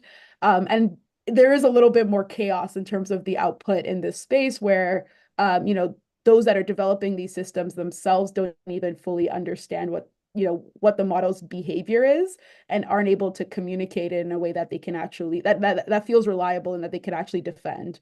And so I think that's one of the, when I say sort of the data as the difference, is that I feel like there's less control, awareness, observability into like what the system's behavior is going to be in this sort of like AI space, because there's not as they curate the data set to some degree, but there's no kind of very clear mapped out relationship between the data, the training data, and the model behavior in the way that maybe some of those relationships are a little bit more mapped out or a little bit more traceable in a software system. But I'm now very curious to hear Lauren's opinion on this. Yeah, no, overlaps a good bit with Jono's. I will say, like, handling incidents, though, like, one of the things I always want is data, because when it goes wrong, you're like, oh, whoa, where was it? Was it in the model? Was it how it was trained? So that does, AI person to begin with in math, right? Like, I love the data. Give me all the data all the time. But a lot of times, like, when we're thinking about it, I mean, data does become code at some point, and software doesn't behave like I want it to behave every time too. It's almost like that kind of cultural, like, verbiage mismatch. Because I feel like when you get, no one advertises like 100% of your emails are going to go through if you pick your product, right? Which they don't sometimes. I don't know where they get lost. I will blame that for every email that I ever didn't reply to. But no, on the side is that you do see a lot of advertising. It's like 98% of the time it's going to fix this, right? But like, what does that mean? And there's a big mismatch between that terminology, making everyone think it's an accuracy statement when it's not. And I don't know how to get them to advertise differently. I do think if I bounce on top of this one for a second, just thinking about like why are we even having this conversation in the first place? It's because of potential risk to users, it's potential risk to businesses, to shareholders. In the case of kind of where the internet, writ large is up to at this point, it's societal risk. There's all sorts of different things that are going on. We're trying to actually think about safety issues and expressing those through the lens of security changes that we make in computer systems. And when you think about how I actually see a lot of similarity between that, because to me, security and safety have always been kind of conjoined. I don't know that even most of my kind of peers in the security in the kind of traditional offensive space view it in that way. They potentially think about like, is this inside the bright line or outside of it? But the whole reason we're here is to basically improve safety. So, to me, what's happened with this, again, sudden kind of realization that basically all of these computer systems are more probabilistic in the way that they behave than they are deterministic. Like, how do we kind of figure out where those risks are going to happen and try to get ahead of them or mitigate them where they've already taken place? AI has just kind of thrust that conversation into the limelight because the system is literally meant to behave like that. I think in the case of other systems, maybe they're not as much. And that's part of what makes it simpler. We can just say that's not meant to do that thing. So, the idea of actually being able to agree on the things that we want to make sure that we're preventing, and thinking about it through that lens, I think that's a useful level set because it's very easy to get super academic, in the data science and machine learning direction, or in the traditional kind of AppSec, is this a prompt injection issue or not, or whatever else it might be. Those are all important things and they need to happen, but bringing it back to the like, why are we here? Like, let's make sure that we're kind of level setting on what the outcomes are. To me, that allows us to drive. The biggest place where you see that express itself is legislators and their ability to actually understand what's going on and make differences that become anti-fragile. Because if they don't have that kind of input, or if they're trying to boil the ocean as they're doing that, the almost inevitable consequence of that is really fragile legislation that we've got to either work around or basically undo and fix later. So this whole idea of like start with first principles and move out, the secure by design is a great example of that. It's by no means a comprehensive list of everything that everyone should be doing in security. And once you've done those things, that's it. It's like, no, here are the fundamentals that you need to make sure that you're focusing on first. And if you get those right, everything else will start to, it'll be in a better place to actually grow out on top of that. So that sort of thinking applied to this, I think, is really important. And to me, that's just trying to bring the conversation back to that is definitely a priority that I have. That's fantastic. I would love to sort of continue this conversation for another couple of hours over tea, but unfortunately, we're going to be at time very soon. So I'll ask just one last question to all 4 panelists in 30 seconds or less. What is your vision for the future of third-party evals in 5 years? So maybe we'll go Lauren, Casey, Jono, Deb. Man, I have to go first. That's a good question. I think Vision 30-party evals that they're happening, that we take all the lessons learned from the cybersecurity domain that we can use here and use them and not reinvent the wheel. Fantastic. Casey? Find my mute button. I love that answer. I think vulnerability disclosure and transparency by default, in a way that companies are used to and actually able to process and work with, but also in a way that's actually celebrated and to some degree actually expected by the users of the internet. So it's like, okay, I can see that there's accountability and transparency around how you're handling my safety in terms of my data or my experience with this system. I therefore trust it more and want to be, I have an affinity to that vendor. So seeing this kind of virtuous cycle where security and safety being treated proactively actually becomes something that drives people towards organizations instead of just this annoying thing that we have to do as we're building everything else. Great. Chano? I mean, I think we're just moving up the secure by design stack here. I think that it's the organizations that produce the systems take ownership of the security and safety outcomes of the people that use the system. Because that helps us. We can't get the rest of this stuff until the people who produce the system take ownership, which means they have to participate in these processes, and so on. So like the companies take ownership of the security and safety outcomes of their customers. Great. And Deb, you have the last word. No pressure. I was gonna say, I would love to see sort of centralized tooling. I feel like there's more control over that than like some of the institutional interventions, but would love to see sort of like a centralized like incident reporting system. Like we have this in, for medical devices, and we have this for vaccines. And so it would be great to have either an extension of existing infrastructure for incident reporting from like CFPB or FTC to encompass or to address like these new AI products, or new infrastructure sort of geared towards that. And then also, yeah, other types of tools. So not just incident reporting databases, but things like audit repositories that different regulatory agencies can engage with. Different standards that we can actually rely on and have people sort of externally evaluate against. So I'm very curious for that to just like evolve and develop and mature in the next 5 years.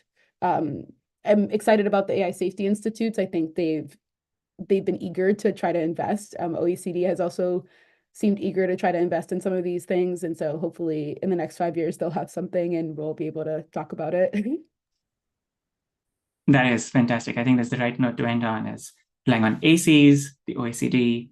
And actually, like one of the to-dos for me right now is to start a thread with the four of you to hash out some of the topics we discussed in a bit more detail. But while we do that, this is the end of the second session for the workshop. Thank you so much again to our panelists for the wonderful comments and remarks. We'll have our next session starting in about 7 minutes.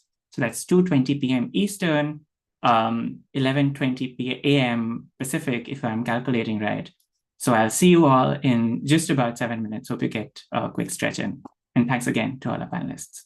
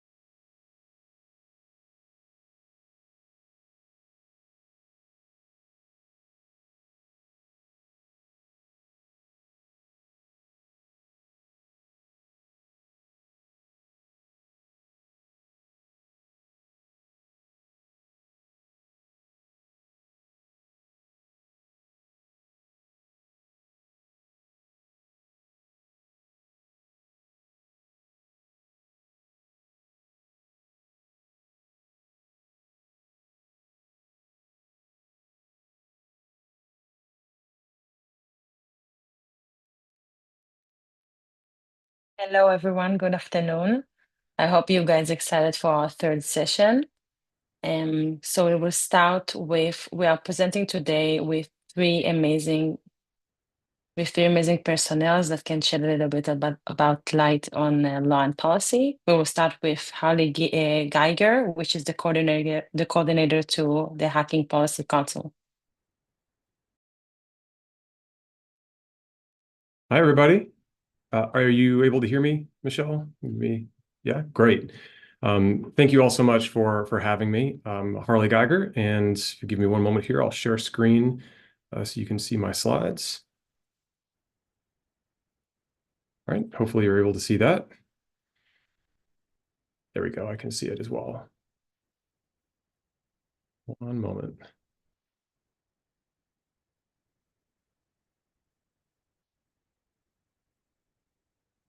Okay, so thank you all so much for holding this workshop on this issue of third-party AI evaluation, and special thanks to Shane, Kevin, Michelle, and the rest of the organizers for inviting me to speak, and to all of you for watching.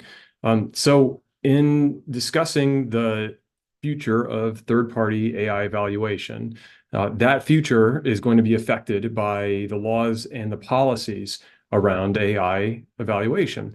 Hence the usefulness of having this session. And when we say that there should be a safe harbor for AI evaluation, as we've heard now several times throughout this afternoon, what are we providing a safe harbor from? In my view, it is a safe harbor from adverse consequences, which includes legal action like lawsuits and liability. And so I think that is one reason why you've heard several times today the call for legal protections and safe harbors. So this presentation aims to lay out some of the basics for what those laws are, specifically that we're talking about. What are those sources of liability for researchers and evaluators, and what can the community do to advance legal protections for your valuable work as independent AI assessors? So quickly, a bit about me. I lead the Hacking Policy Council. This is an industry association that is focused on issues related to offensive security, vulnerability management, security research and bug bounties, as well as AI red teaming. And outside of this, I am an attorney with the law firm Venable LLP. And I focus at Venable on data protection and AI law and policy. I've worked extensively on legal protections for security researchers and ethical hackers, and advise companies on all manner of data protection issues. But today I am here in my capacity as coordinator for the Hacking Policy Council, and I should note that this presentation is not legal advice. All right, so starting with some things that I think everyone already knows. AI is disrupting many things, industries, content creation, but also our priorities for software testing. The global laws that regulate how software should or must be tested pre and post deployment were built for the pre-AI era.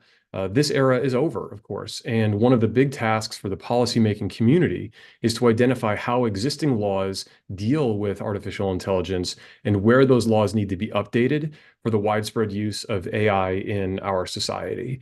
One of those areas where we need clarity and updates is the subject of this workshop, third-party or independent AI evaluation. And why? Why should the law be updated in this area? Well, this community knows the importance of that work, ensuring that models are safe and trustworthy. We're seeing this not just in industry practice, but also emerging regulations on AI. And this testing, whether we call it external red teaming or third-party assessments or independent research, this testing is becoming not just about security vulnerabilities, of course, but a variety of other non-security characteristics. So things like bias, discrimination, toxicity, synthetic imagery, intimate imagery, copyright infringement, inaccuracy. So this is just one of the ways that AI is disrupting software testing. We're just testing for more risks now. However, we have specific protections in federal law for independent security research and information sharing.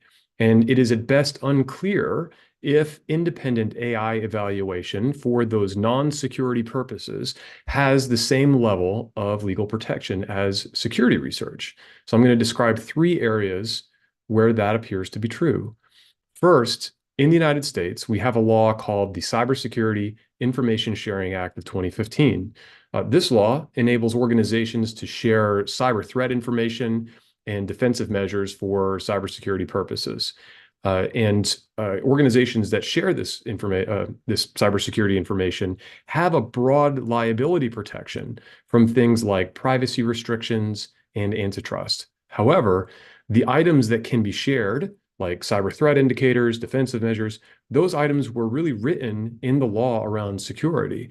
So we're talking about security vulnerabilities and exploitation, not non-security AI risks. Second, federal anti-hacking laws. So the main ones in the United States at the federal level are Section 1201 of the Digital Millennium Copyright Act, or DMCA, which Dr. Chowdhury referenced earlier, and the Computer Fraud and Abuse Act, or CFAA. Both of these laws prohibit certain unauthorized uses of software. And for many years, these laws raised significant risks of liability for security researchers. But the security community advocated vigorously for itself, and starting really in 2015, won specific legal protections under DMCA Section 1201. This was later followed by the Department of Justice issuing a charging policy under the Computer Fraud and Abuse Act that established a policy of non-prosecution for good faith security researchers. And we've since then seen this legal language in other regulations, both in the United States and elsewhere. But again, these legal protections are tailored for security research and not the full spectrum of non-security risks that we test for with AI. And then third, we've seen a lot of traction in the adoption of vulnerability disclosure policies and bug bounties. For example, all federal agencies in the United States are required to have a vulnerability disclosure policy. And having a vulnerability disclosure policy or a process is now increasingly a common feature in cybersecurity regulations in the US and the EU. Vulnerability disclosure policies and bug bounties are legally significant because both will often confer legal protection to the researchers that are identifying and submitting vulnerabilities through the policy or program.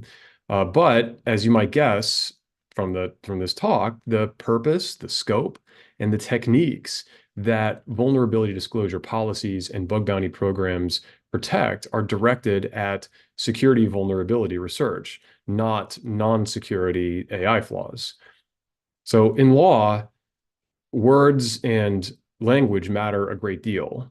In fact, many laws were not drafted for AI red teaming. And that means that at best, there is a legal gray area that must be clarified for third-party AI evaluation or independent red teaming that takes place without the authorization of the owner. In the worst case scenario, it's not that there is a need for clarity, it is that there is simply no protection for independent non-security AI research or information sharing. And if you want legal protection under this worst case scenario while you're conducting this research, then you may only do so with the authorization of the model owner and within the scope of that authorization.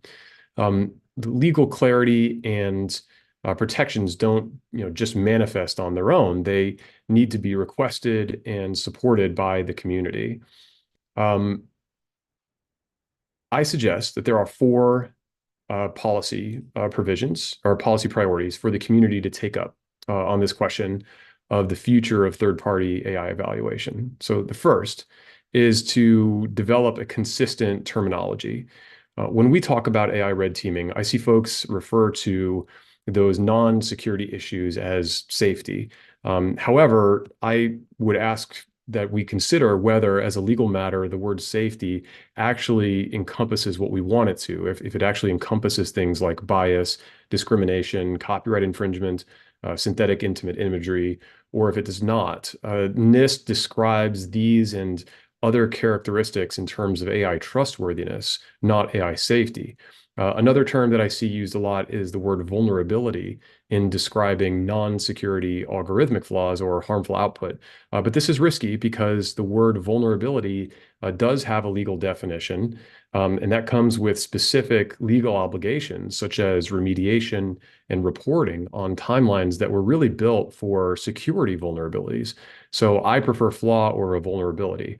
But whatever words the community chooses, the clarity and consistency are really the point. Those are important so that we don't create unintended consequences. So I think that is a policy priority for the community to figure out. Second, extending legal protections for cybersecurity information sharing to non-security AI safety and trustworthiness issues.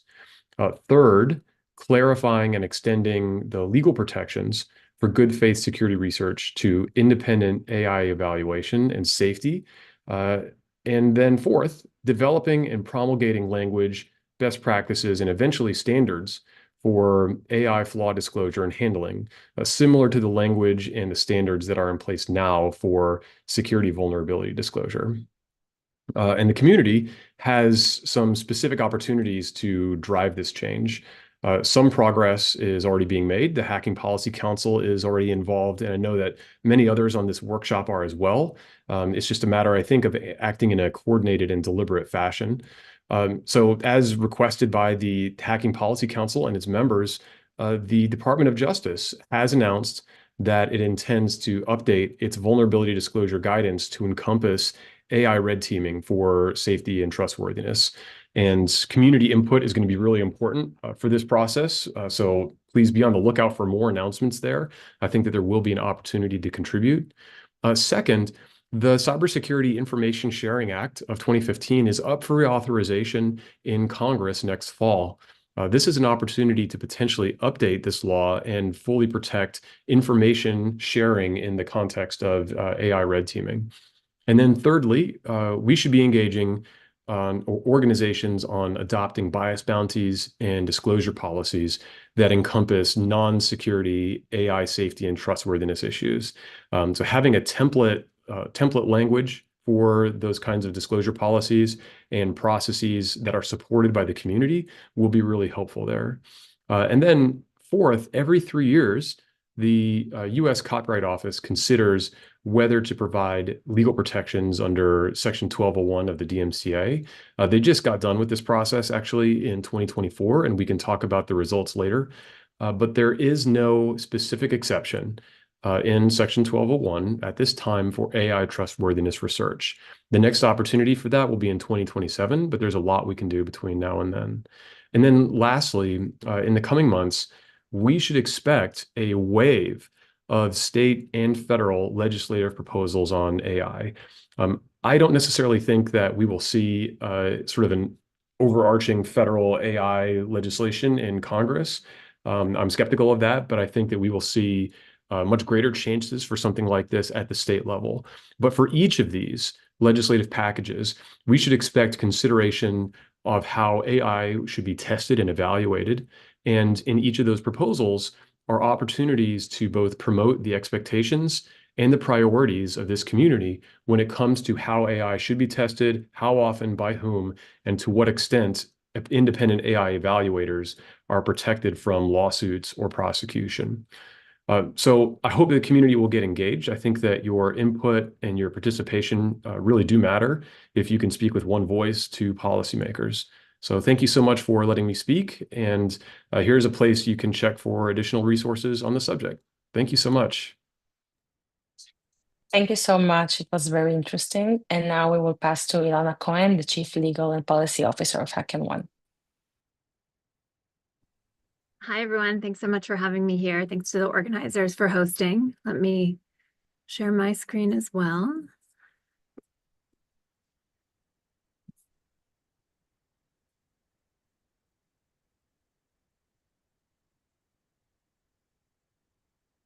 I'm trying to get this on. There we go. All right. Thank you so much. And thanks to Harley for sharing that the groundwork there for the legal and policy discussion. I am, as Michelle mentioned, I'm the Chief Legal and Policy Officer. What that means is I'm basically a translator. So I try to translate what's happening in our world to government officials. And I come from the government world. I was in the Obama White House working on cybersecurity policy, as well as the general counsel of OMB, which makes a lot of these policies. So I try to use that experience for the benefit of the community. And what do government officials see, and how do they use that information to actually impact regulation? They see risks. They see nothing but risk. They see that there is a chatbot that's harming people. They see that are chatbots that are causing financial harm, emotional harm, physical harm, and they worry. And as a result, they may, in fact, overreact. So it's our job to actually see the benefit, to make sure that they understand that there is responsible AI, that there are folks who are working very hard to test both before and after deployment to ensure that there aren't any unintended harms and unintended consequences. So it's true that we probably should not be calling what we're referring to here as AI safety, because trustworthiness probably would be a better term. However, unfortunately, Harley, I think that most of the community probably for ease refers to it as safety. And so the way I explain it to government officials is that AI security would focus on protecting AI from the risks of the outside world, but AI safety is about focusing on protecting the outside world from the risks of AI. And HackerOne's pretty good at it. We've spent quite a long time actually working on AI red teaming projects using a platform for AI red teaming. We started with the first algorithmic bias bounty with Dr. Chowdhury, who spoke earlier today. That was with Twitter. And we've recently done a couple of other bounties, specifically with Snap, where we applied the hacker mentality to AI red teaming. And this has been tremendously successful. Hackers are very good, as we all know, at coming at things from a completely different perspective and for being incredibly persistent.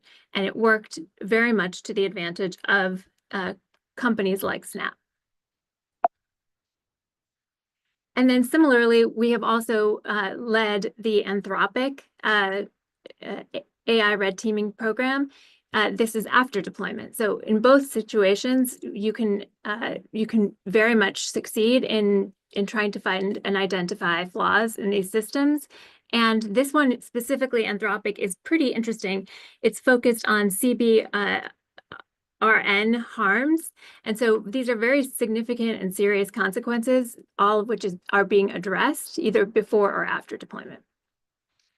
And here are some of the lessons that we have learned. We have significantly minimized legal and other risks associated with these programs.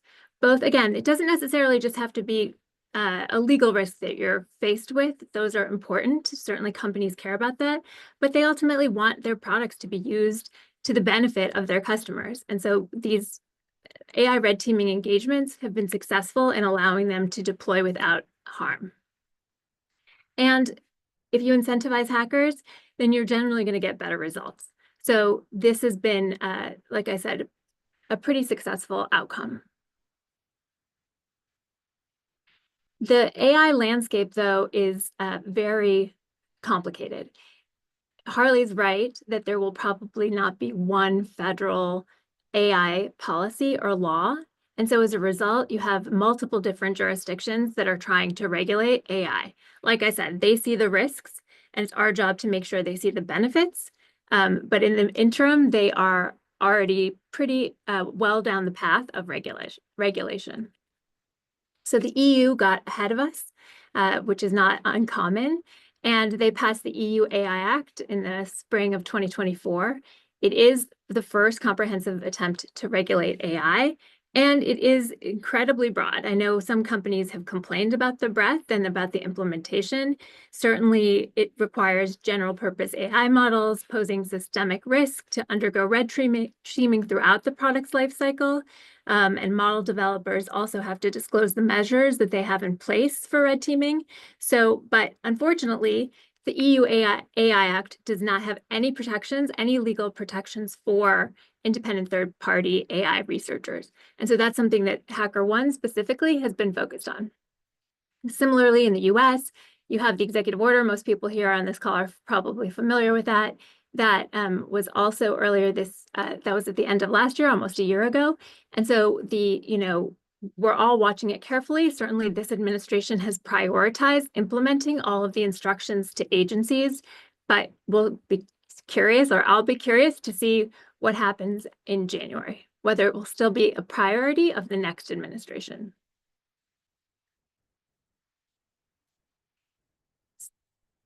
We are seeing the Congress take some action. In the Senate, we see a working group, and in the House, they're doing also a report, which we expect to come out in the next couple of weeks, both of which provide a roadmap to how the different bodies see AI and AI legislation and law. But again, you have to put a lot of effort and a lot of capital into actually moving these pieces of legislation forward. So we'll see what happens in the next election. Okay, despite all of these, unfortunately, despite all of this regulation or proposed legislation, we are not seeing any substantive protections for AI red teamers.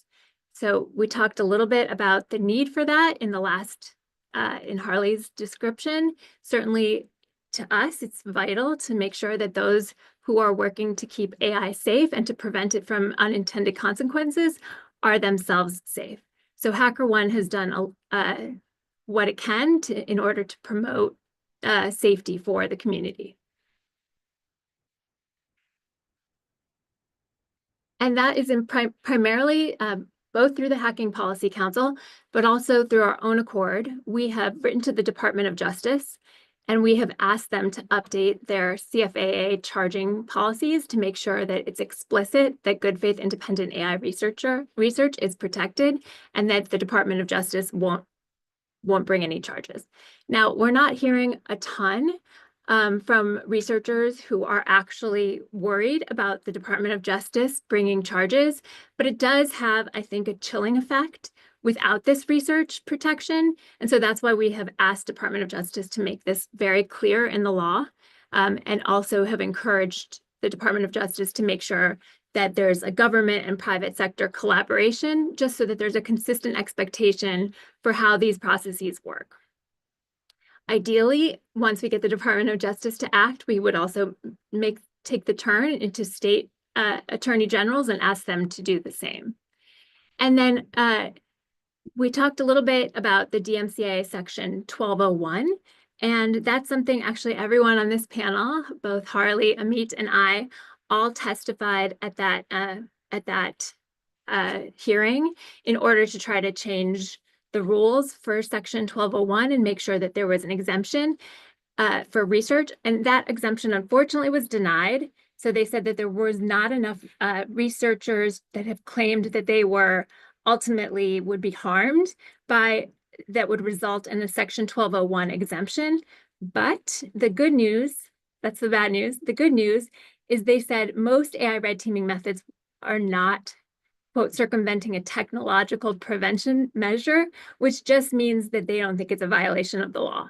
So we were able to get clarity in the law in that through that process, but unfortunately we weren't able to get the exemption. So we get to try again in 3 years.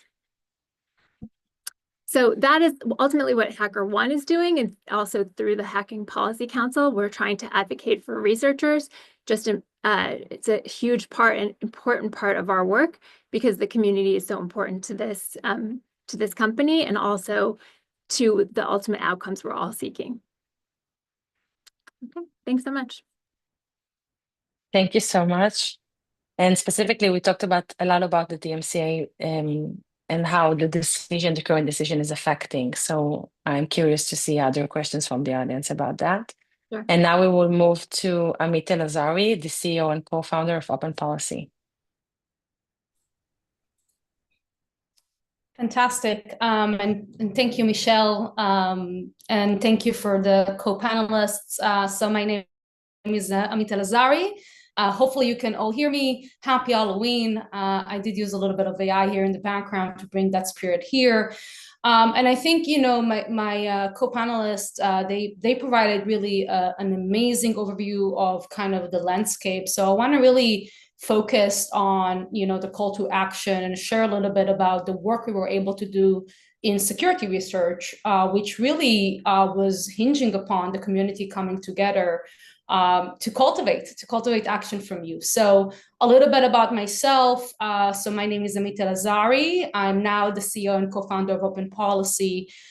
We at Open Policy are actually an AI startup ourselves, but what we do is we cultivate, using technology and services, access to government affairs value. And we work with some of the best unicorns in the world to kind of use AI and see what is the next generation of regulations and policies that are coming, but also bring them together in coalitions to influence policy and provide a perspective to government. And really a lot of the areas where we're focused on is AI security. And we have been fortunate to be working alongside organizations on the line, both MIT and academia, of course, Hacking Policy Council, HackerOne as well, to basically advocate for security and AI research exemptions that are really cultivating an AI red teaming community.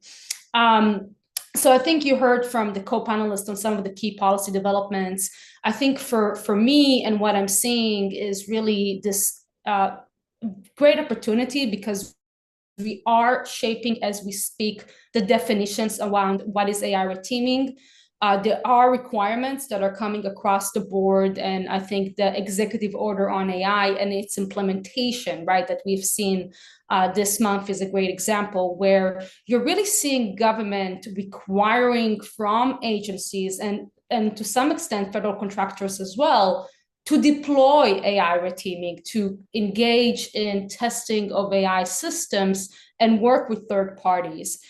So one very prominent example is an implementation of the AI executive order, where we have seen about 3 weeks ago the release of a critical memo, which is actually including guidelines for agencies.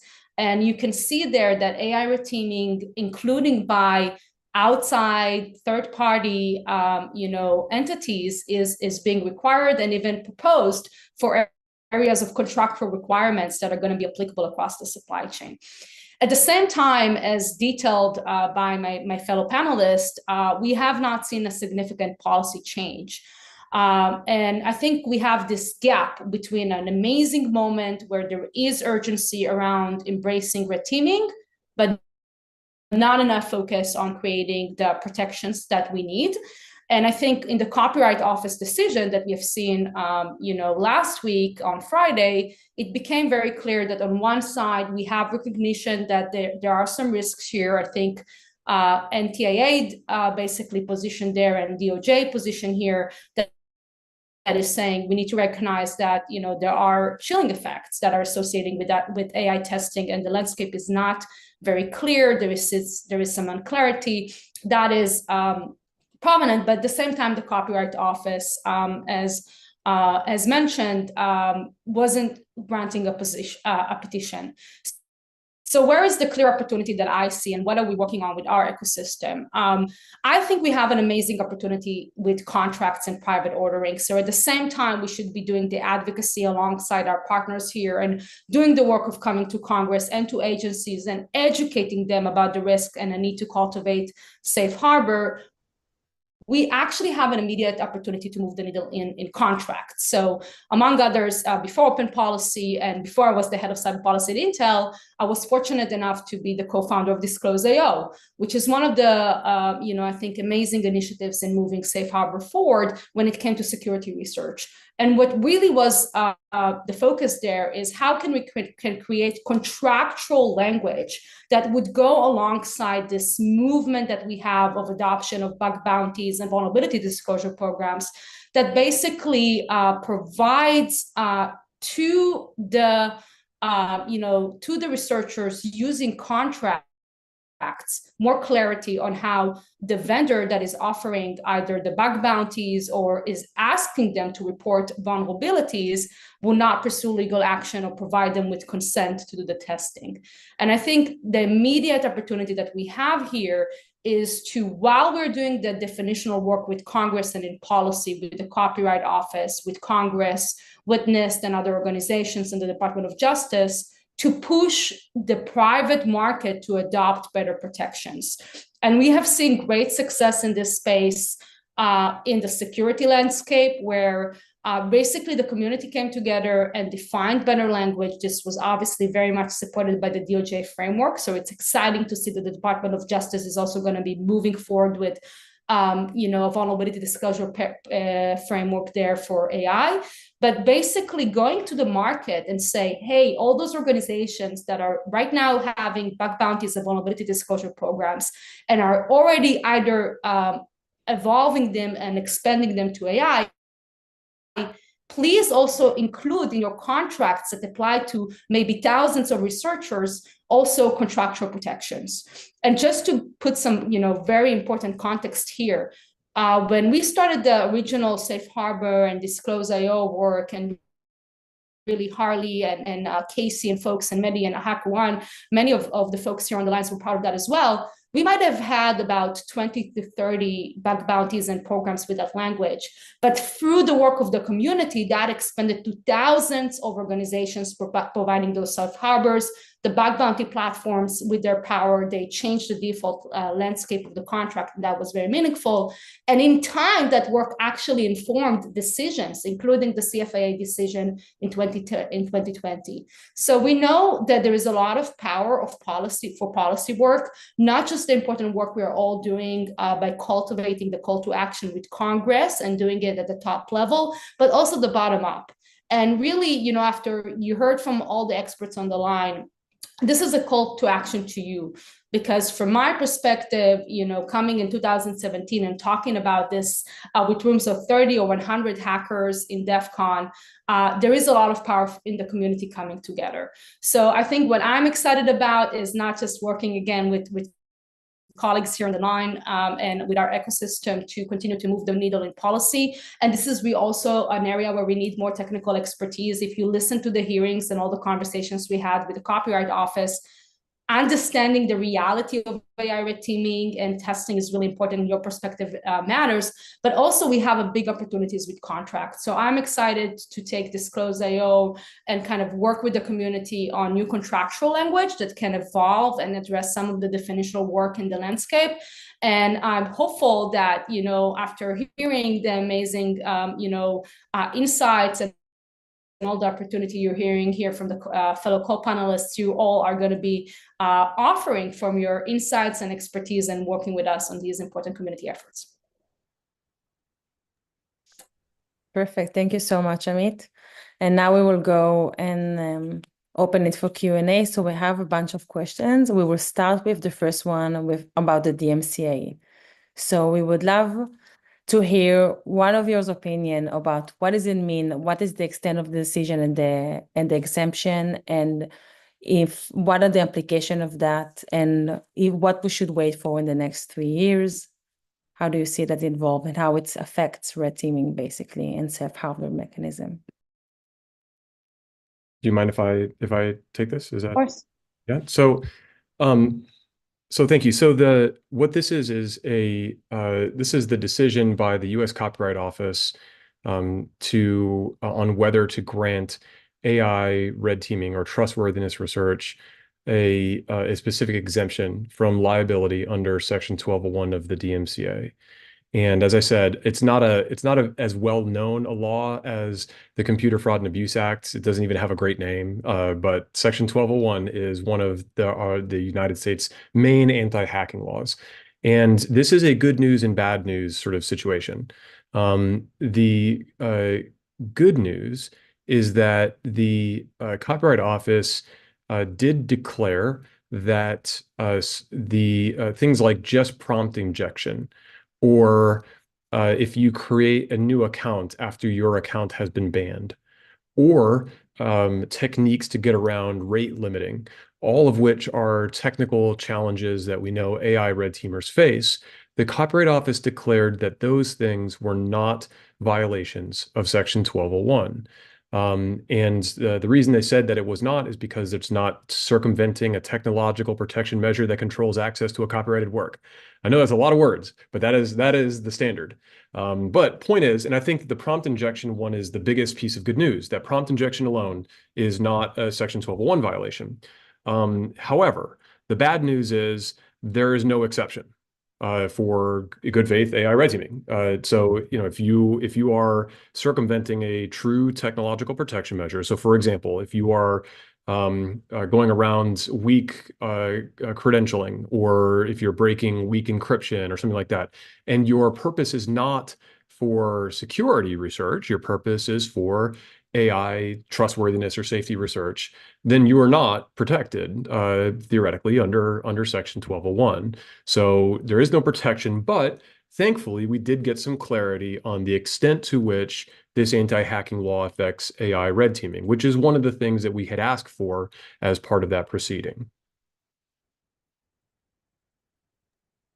Thank you so much. And regarding that, and anyone else can pick it up, we got a question about the legal liability of exactly what you mentioned of on the other side. What happened if the audit or the audit is wrong or the test is wrong?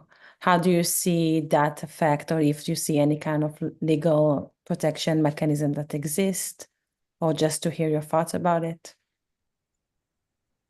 I'm happy to speak, but I want to make sure my other panelists get a chance to answer. So while Harley is, because I think it's a great question, I'll just chime in on the DMCA issue. I mean, I also posted here some comments that I gave to Bloomberg.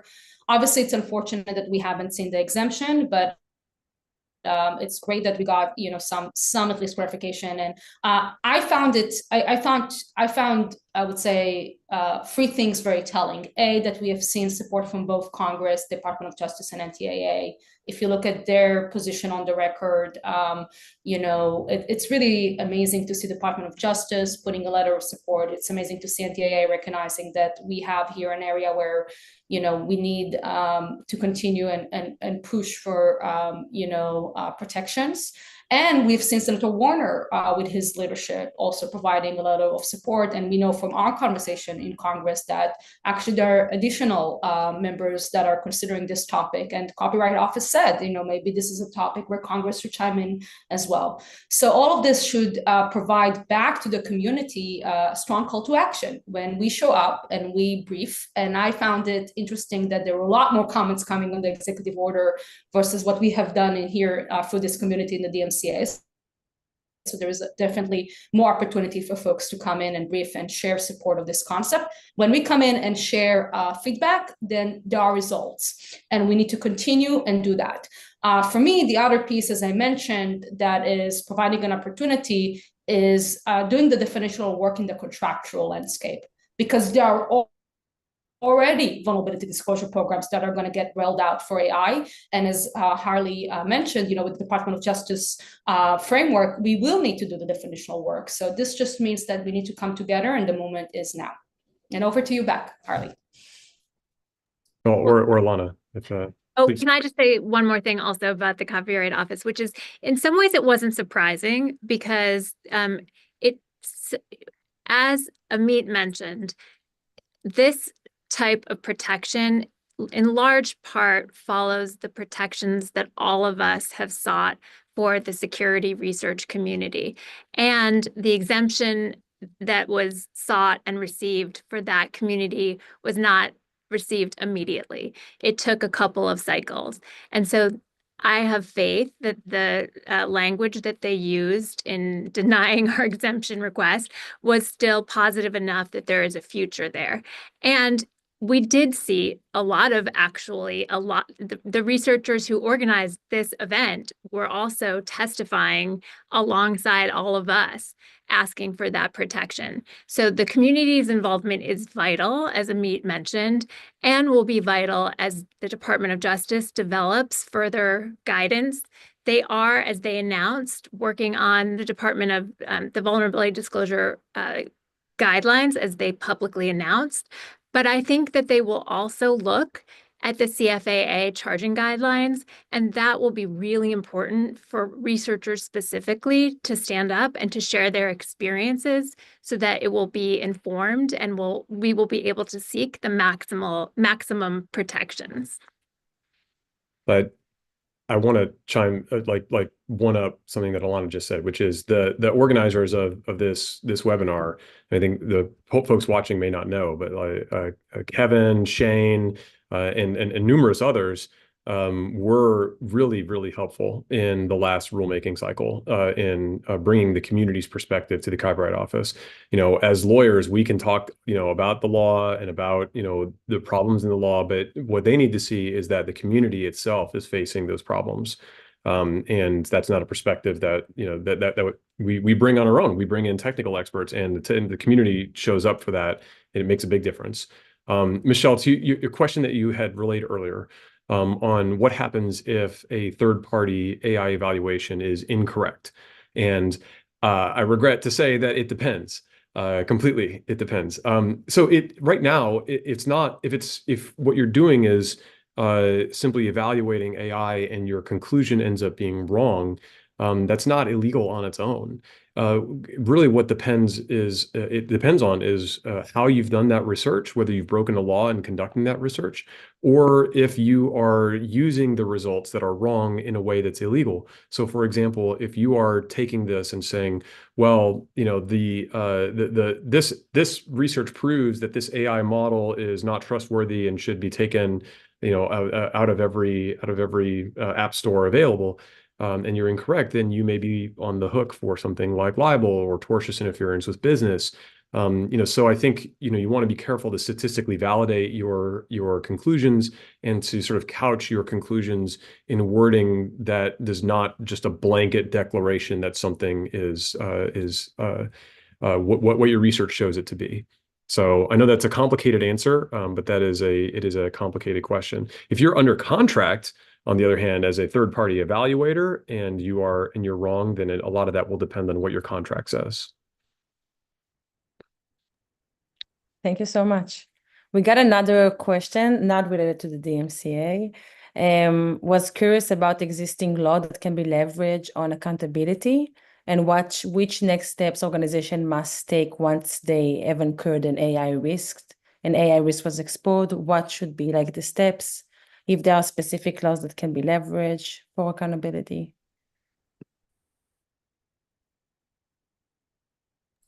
I'm happy to kick off. I think if you're thinking about the accountability of the AI developers or even incorporators of AI systems in their stack, I think here we've seen a lot of movement. Of course, today's workshop and tomorrow is focusing on third testing, but we have seen an avalanche of policies, perhaps the most dominant ones, the UA Act, certainly the executive order on AI that has a lot of requirements specifically on red teaming, including in its implementation. We've seen state laws, and I think that will continue to evolve. I think for me, and I'm very curious to hear the perspective of the co-panelists, but my sense is that the accountability framework is also going to evolve in contracts very fast, like we've seen in cybersecurity, where basically there are going to be a lot more requirements for AI testing for the contractual supply chain. What I would like to see is also folks that are leaders on AI testing and already working with third-party testers, and maybe even have a vulnerability disclosure program or a bug bounty or equivalent, like we call it algorithmic auditing, algorithmic bug bounty for AI, also requiring their vendors to have that, and maybe even requiring safe harbors. So we have seen one of the interesting evolutions of Disclose.io is that we have seen leaders, I think Dropbox did this, Salesforce, a few others, not just having third-party testing as part of their own ecosystem, but requiring their vendors to have it and requiring them to have protections with proprietary researchers. So I would love to see some accountability, not just again for AI testing, but also for providing protections for the community through the contractual supply chain. Yeah, I agree with that completely. You know, what makes you mentioned the OMB memo, and some people might not totally realize why that's important. So the OMB memo that says that federal agencies, when they're procuring AI, need to do red teaming, essentially. You might wonder, like, why the hell would I care about what a federal agency is supposed to do? But the answer to that is that oftentimes the rest of the private sector might take note and then follow. So you had panel 2 mention that VDPs are a requirement, vulnerability disclosure policies are a requirement for all federal agencies. And now, over the course of the last 4 years, that has slowly become a best practice for all companies. And so I would expect that same evolution. You see the OMB directing federal agencies to have red teaming as a part of their process. And so as a result, you might see that down the line over time become a best practice. And going outside the policy world and now into the legal world, I'm seeing contracts that are imposing safe and trustworthy and responsible, that's a big one, responsible AI use flow down. The problem is nobody is defining that in the same way. So you will likely have a multitude of requirements from companies on either, that push those down to vendors asking for responsible AI without any actual clear sense of what that is or whether it actually will get the job done. So we're going to, much like it would be nice to have one standard that applied like universally across the US, it would also be nice for, companies to coalesce around a single standard so that each vendor doesn't have to, implement a multitude of different requirements. Regarding that and the protection mechanism and safe harbor, do you see any specific gap that currently exists in the existing policy and legal framework?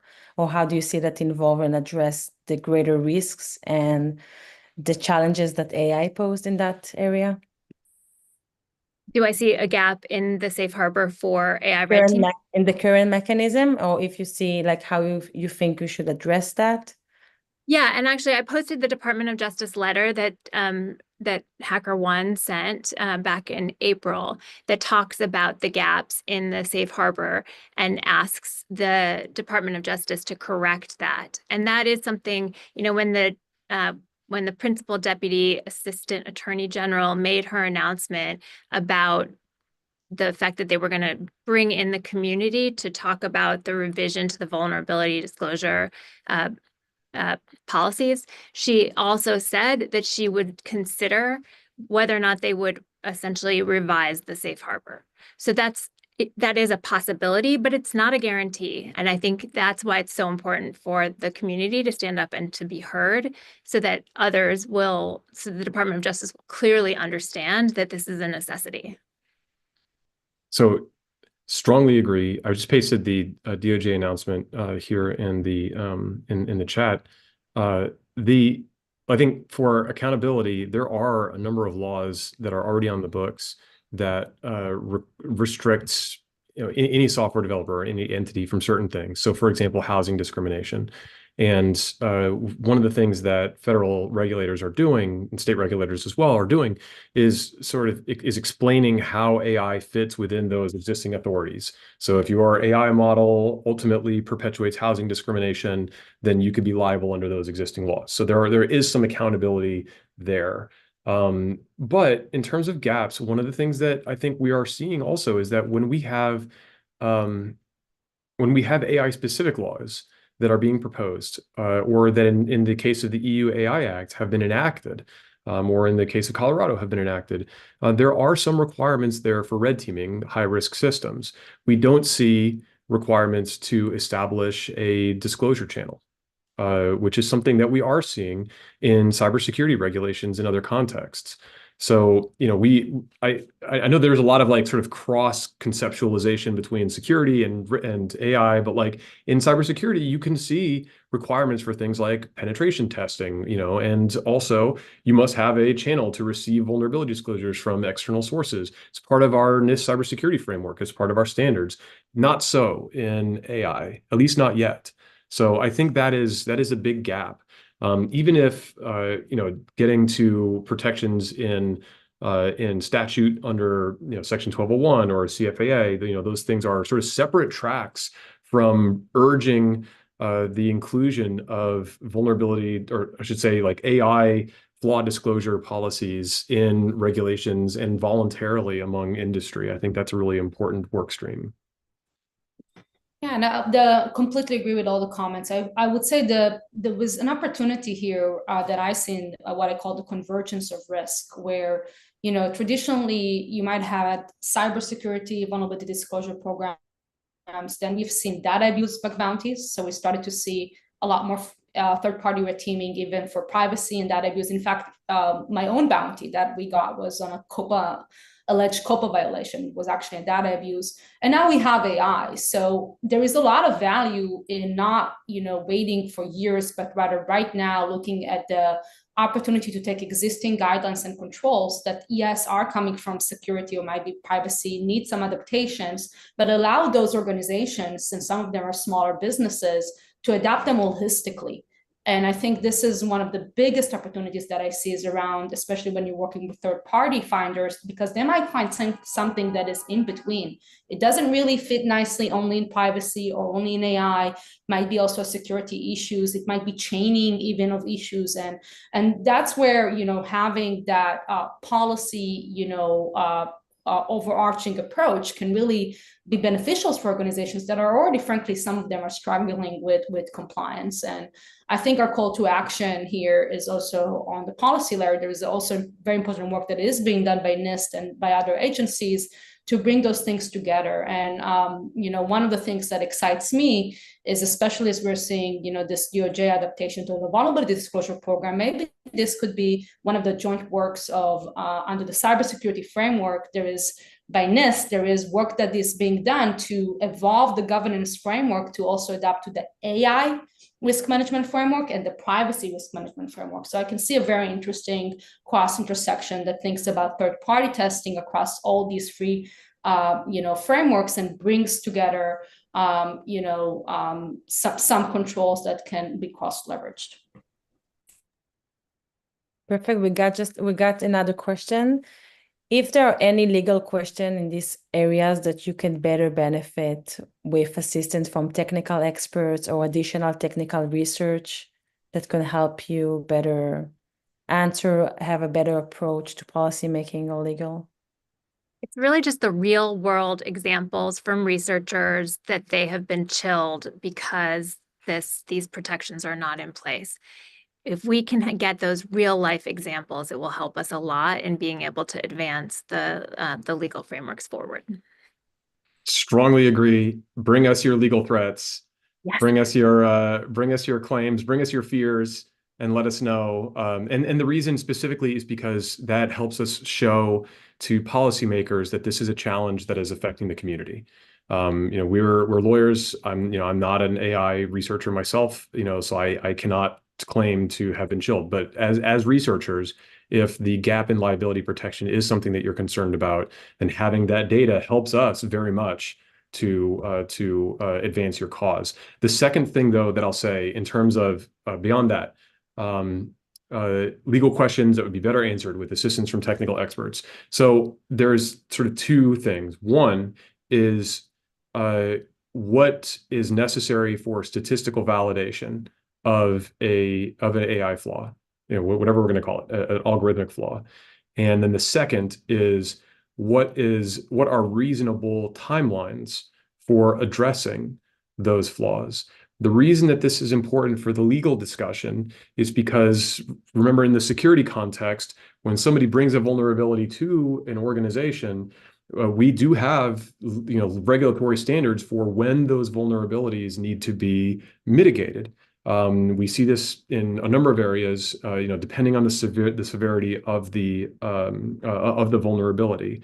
But recognizing that in AI, it is different, right? So you have to validate your vulnerability, not sort of in the same sort of binary way that you do with security. It is a bit more of a gray area. It has to be more statistically validated. And then the remediation, it may take longer to change the algorithm, change the algorithm. But that having data on that, I think, would be helpful for crafting expectations around what this form of vulnerability disclosure should look like. Yeah, and I think, just quickly from my perspective, I think because a lot of the red teaming testing procedures are still evolving, the nature of the findings, the use of technology to scale red teaming as well, which is an emerging kind of topic for many startups. We need to be extra vigilant in working and extra active in working to educate policymakers, because we are working on a much shorter timeline. And in security, I think, the community has spent decades with talking with policymakers about the risk. And here, we really have to cultivate our efforts. So we need to be in lockstep with the technical community. As Harley mentioned, the team here has been fantastic in briefing, copyright office and folks, and we just need to continue and really be on top of that. I will say that from my perspective, the TPM issue, so really the conversations about, what type of AI red teaming is considered TPM circumvention, how that works together with all the other controls like the terms of use, and the bottom line, resulting in adverse impact, that is really important to bring forward. I just got a follow-up question. How should researchers bring their legal threats to you? Which channel is best? How detailed it should be? You can email me or find any of the three of us here on LinkedIn or Twitter, or we're findable, and we I think we're in contact professionally. So just reach out to any of us and we'll do what we can. In terms of the level of detail that is needed, the most important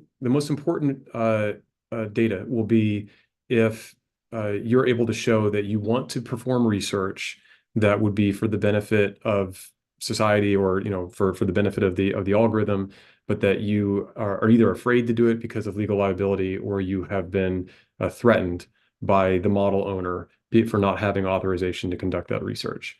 So that would be most valuable. I have seen claims that where it is the researcher suing the model owner for some reason, and that's not quite the same thing, and that's a wholly different can of worms. I'm not saying it's right or wrong. It's just not this particular conversation. Perfect. And we had another question. We spoke in the other session about traditional cybersecurity testing and how they establish legal protections and norms in that space. So which consideration you think policymakers or legal advisors should make an AI-specific evaluation, considering the unique nature that we just talked about, the flaws of AI systems, vulnerabilities?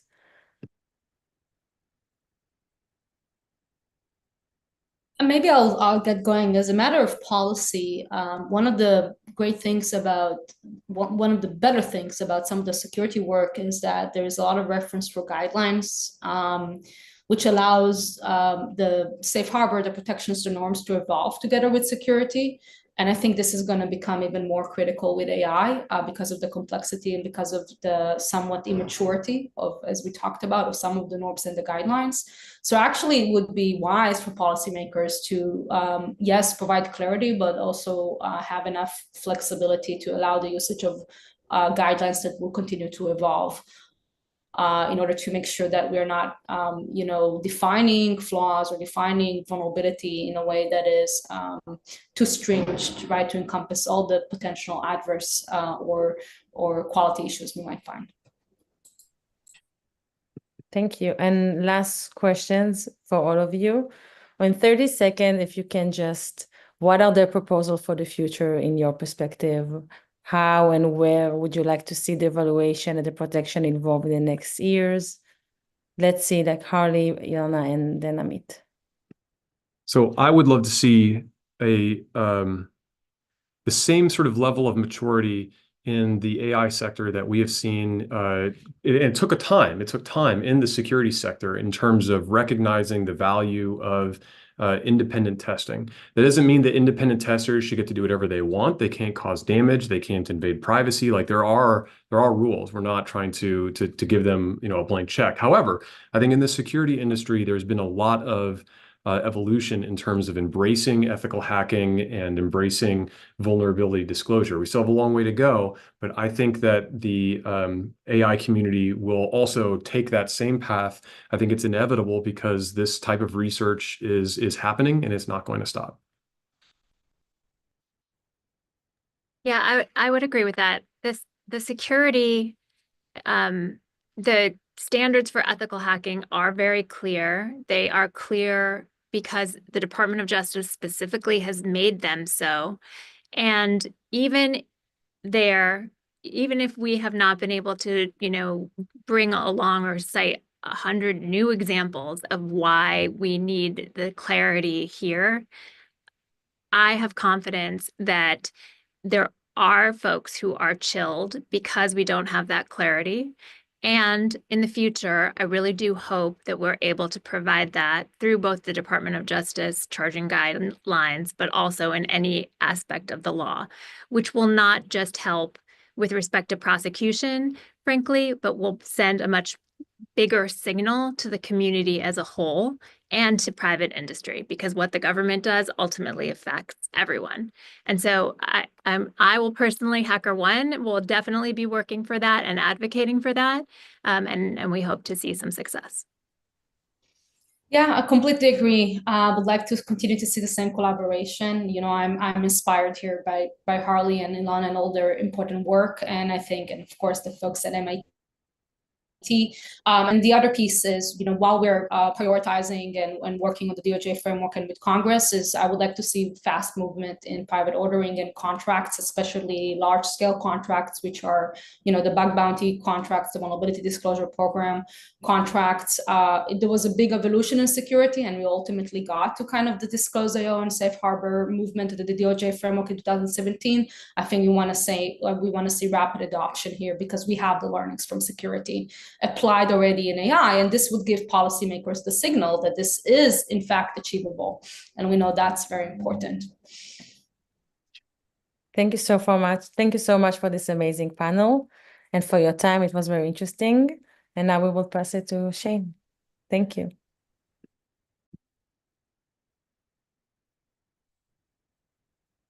Thank you, everyone. I'm going to give a 3-minute closing and just want to thank everybody for a phenomenal day that was jam-packed with cutting-edge expertise on each of these issues. And so I just want to quickly recap the next steps. We will share the speaker's slides and the readings that they suggest out in the next few days via the website and by email if you RSVP'd. The recording will be on the YouTube channel and it'll be linked in the website, so it won't go away after this. And please feel free to share these talks out more widely.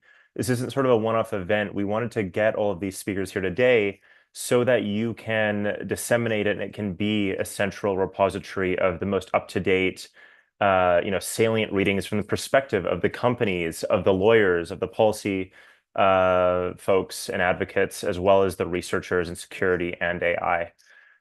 And so lastly, I really want to thank our speakers from all 3 panelists. It was a privilege to be able to host all these amazing folks. And the story doesn't end here. Please feel free also to reach out to them where they've offered and engage. And so I'm going to thank my co-organizers as well that made all of this happen amongst live adversarial Zoom bombing and the blue teaming that happened to make it go away and all the rest. So Kevin, Sayash, Rishi, Michelle, Arvin, Rahman, Percy, Ruth as well in the background, and Shane on the tech support. So thank you all so much and have a great day.